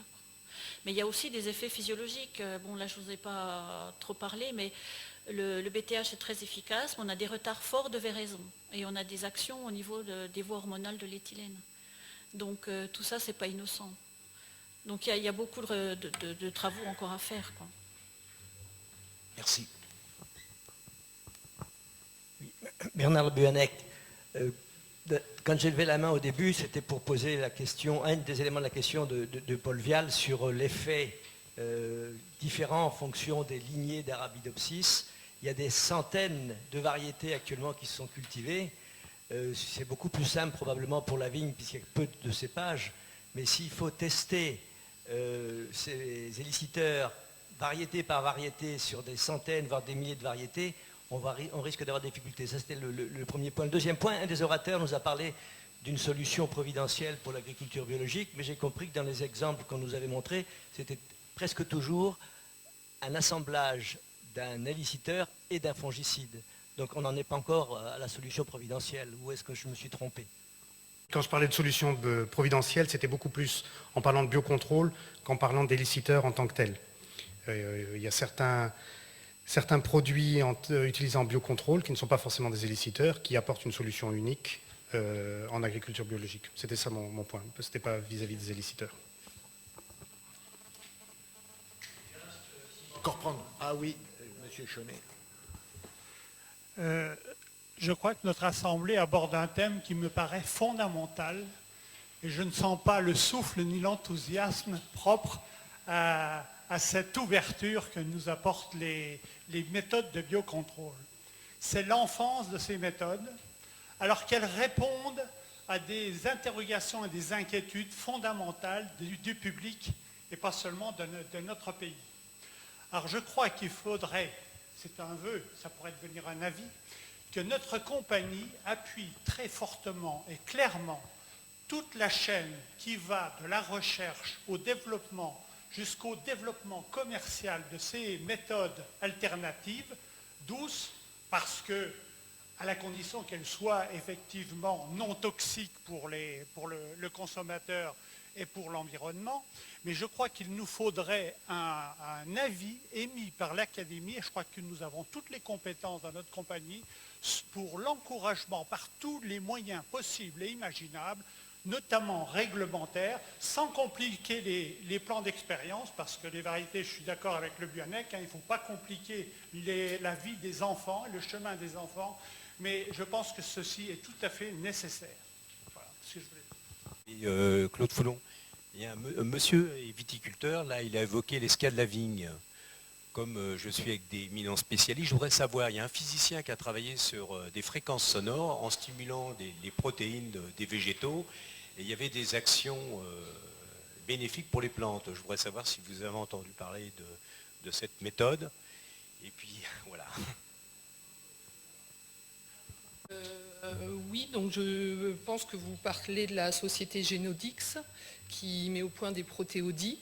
Donc, je n'ai pas lu de façon approfondie leur compte-rendu et je ne sais pas vraiment comment les expériences ont été menées. Je dirais simplement que attention avec tout ce qui est maladie du bois, parce qu'en fait les symptômes varie d'année en année. Enfin, vous savez que votre parcelle est contaminée, mais pour la notation de la maladie, c'est très difficile, puisque un pied qui a montré des symptômes de maladie une année, l'année suivante, éventuellement, ne va pas en montrer. Et donc, apparemment, bon, en effet, il y aurait eu des effets positifs, mais je dirais, en tant que chercheur, honnêtement, je n'ai pas les tenants et les aboutissants de vraiment, est-ce que les expériences ont vraiment été menées dans des conditions inattaquables pour l'interprétation des résultats. Et parce que j'insiste sur cette maladie, ce qui est vraiment délicat, c'est qu'à partir du moment où la parcelle est touchée, les symptômes d'année en année peuvent changer. Donc, la façon de noter le progrès ou l'incidence de la technique, enfin l'intérêt de la technique, voilà. Mais en effet, bon, apparemment, enfin, des viticulteurs ont testé et ont été contents. Mais voilà, donc j'irais peut-être prudence, mais en effet, c'est une technique qui existe. Mais bon, en tant que scientifique, je vous dis, j'ai pas les tenants et les aboutissants, donc voilà. Ils ont publié des notes, une sorte de revue, mais à eux, quoi. Enfin, je ne pense pas qu'il y ait de revue. Enfin, je n'ai pas vu de publication qui est passée devant des personnes qui ont référencé le travail. Merci. Bon, je crois qu'il est temps de passer à la conclusion. Et donc, je passe la parole à Madame Esqueré, qui va tirer les conclusions. Il me revient donc de conclure.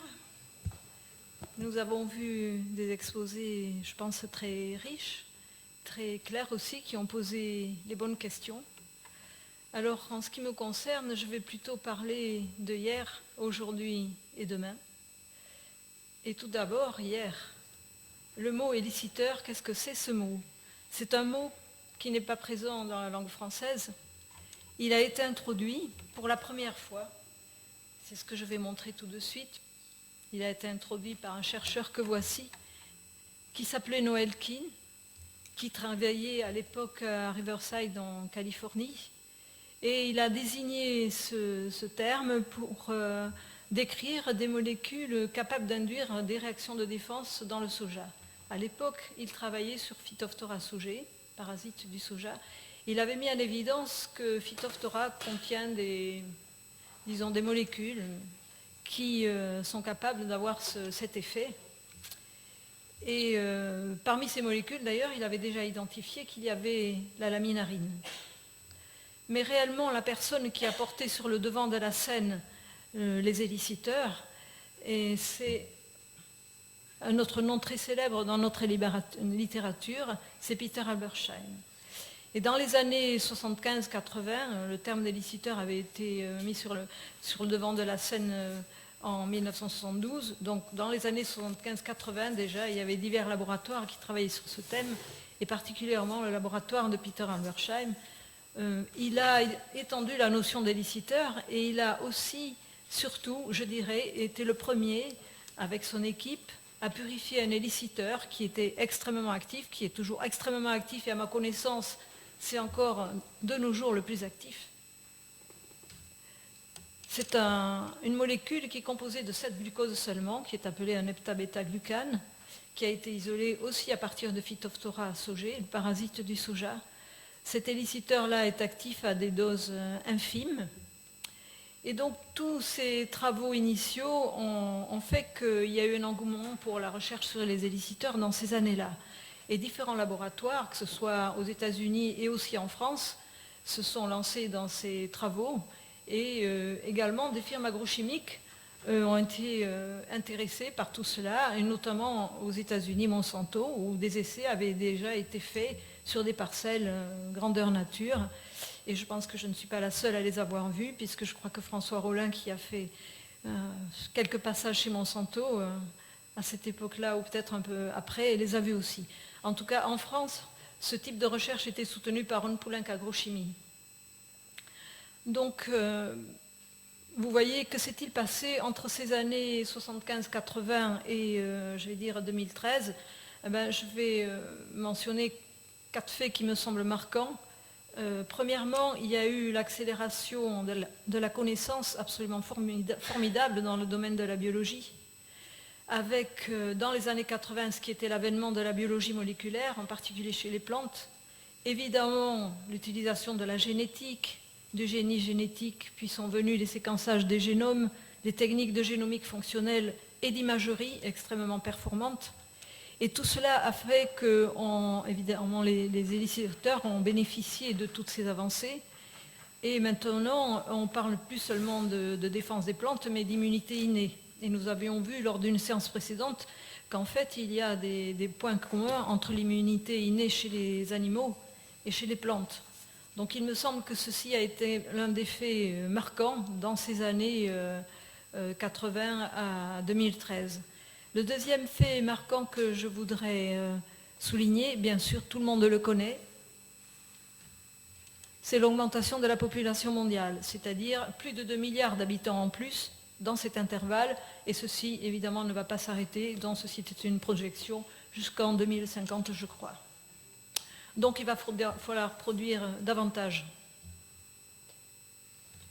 Et pendant ce temps-là, aussi, on a vu la réapparition de maladies récurrentes, comme par exemple le mildiou de la pomme de terre, pas encore éradiquée à ce jour, et l'apparition de maladies émergentes. Jusqu'à quand verrons-nous les berges du canal du Midi, ombragées par les platanes centenaires? Hélas, le platane se meurt. Et comme il n'y a pas de solution, la seule solution, c'est celle-ci. C'est-à-dire, il faut abattre les arbres. Donc, le quatrième fait marquant que je vais dire maintenant, c'est qu'il va falloir produire davantage et produire mieux. Et donc, il y a une prise de conscience des différents acteurs économiques de la société scientifique qui ont pris conscience qu'il faut préserver l'environnement, préserver la biodiversité, et tout cela en réduisant les intrants. Et donc c'est dans ce contexte, et l'échéance 2018 en particulier, qu'on assiste à une accélération de l'intérêt pour l'utilisation des éliciteurs. Alors certes, nous l'avons vu aujourd'hui, ce n'est pas une solution miracle. Et vraiment, je suis très contente que les orateurs l'aient montré très clairement, parce que parfois, on essaie un petit peu, si vous me permettez l'expression, de faire passer des vessies pour des lanternes, chose que je n'aime pas particulièrement. Et donc, je crois que c'était peut-être le moment de faire le point, de montrer tout cela aujourd'hui dans le cadre de l'Académie d'agriculture. Mais si l'on utilise des éliciteurs, comme ça a été souligné, ça sera en les combinant à d'autres approches, en particulier à des approches agronomiques intelligentes qui vont aussi faire la part, évidemment, à l'amélioration des plantes pour la résistance aux maladies. Mais enfin, en disant tout cela, je ne voudrais pas abandonner la piste de la chimie. Et pour cela, je voudrais vous montrer une figure que j'ai empruntée à notre confrère Jean-Claude Pernollet, qui a travaillé un temps sur les éliciteurs et sur les élicitines en particulier, et qui, est, en tant que chimiste structural, a fait de la structure tridimensionnelle, notamment de ces molécules, mais aussi également de quelque chose que je vais vous montrer maintenant. Ce ne sont pas des éliciteurs, mais ça peut servir de modèle. Voilà, lorsqu'il s'agit ici de molécules odorantes qui ont une affinité pour un récepteur, et on voit ici la superposition de, je pense que c'est une centaine, tu me corrigeras Jean-Claude si je me trompe, d'une centaine de structures 3D qui ont été superposées. Ces structures ont une affinité plus ou moins grande pour ce récepteur. Cette modélisation permet de mettre en évidence des régions dans ces molécules qui sont ici les sphères qui sont en bleu et vert. Ces régions sont des combinaisons d'atomes qui en fait sont responsables de l'activité de ces molécules. Et donc je pense que pour les éliciteurs, la voie chimique peut être encore largement explorée parce qu'on dispose maintenant de structures 3D et on pourrait imaginer qu'avec ce type d'approche, on pourrait dessiner de nouveaux éliciteurs et donc apporter de l'innovation dans ce domaine. Mais vous voyez, j'ai voulu faire aussi un clin d'œil à la chimie à travers ce dernier portrait que vous connaissez tous. Il s'agit de Millardet, fin du XIXe siècle. C'est à lui qu'on doit la bouillie bordelaise, active depuis l'époque encore de nos jours, donc fongicide efficace, parfois contourné dans certains cas, mais toujours utilisé.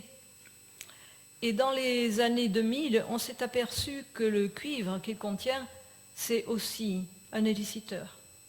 Donc, vous voyez que les choses ne sont jamais totalement finies. Et donc, pour conclure maintenant, ce que je voudrais dire, c'est que, Monsieur le Président, Monsieur le Secrétaire perpétuel, il me semble que la séance d'aujourd'hui illustre les axes que vous avez voulu définir pour la politique de l'Académie d'agriculture dans les années à venir, car elle combine à la fois la science, les intérêts, je dirais, les intérêts économiques et aussi les questions sociétales. Et donc, pour tout cela, avec Pierre Dauveau, nous remercions les 4 orateurs pour leurs exposés absolument remarquables de mon point de vue. Et puis aussi merci à tous les auditeurs pour votre attention.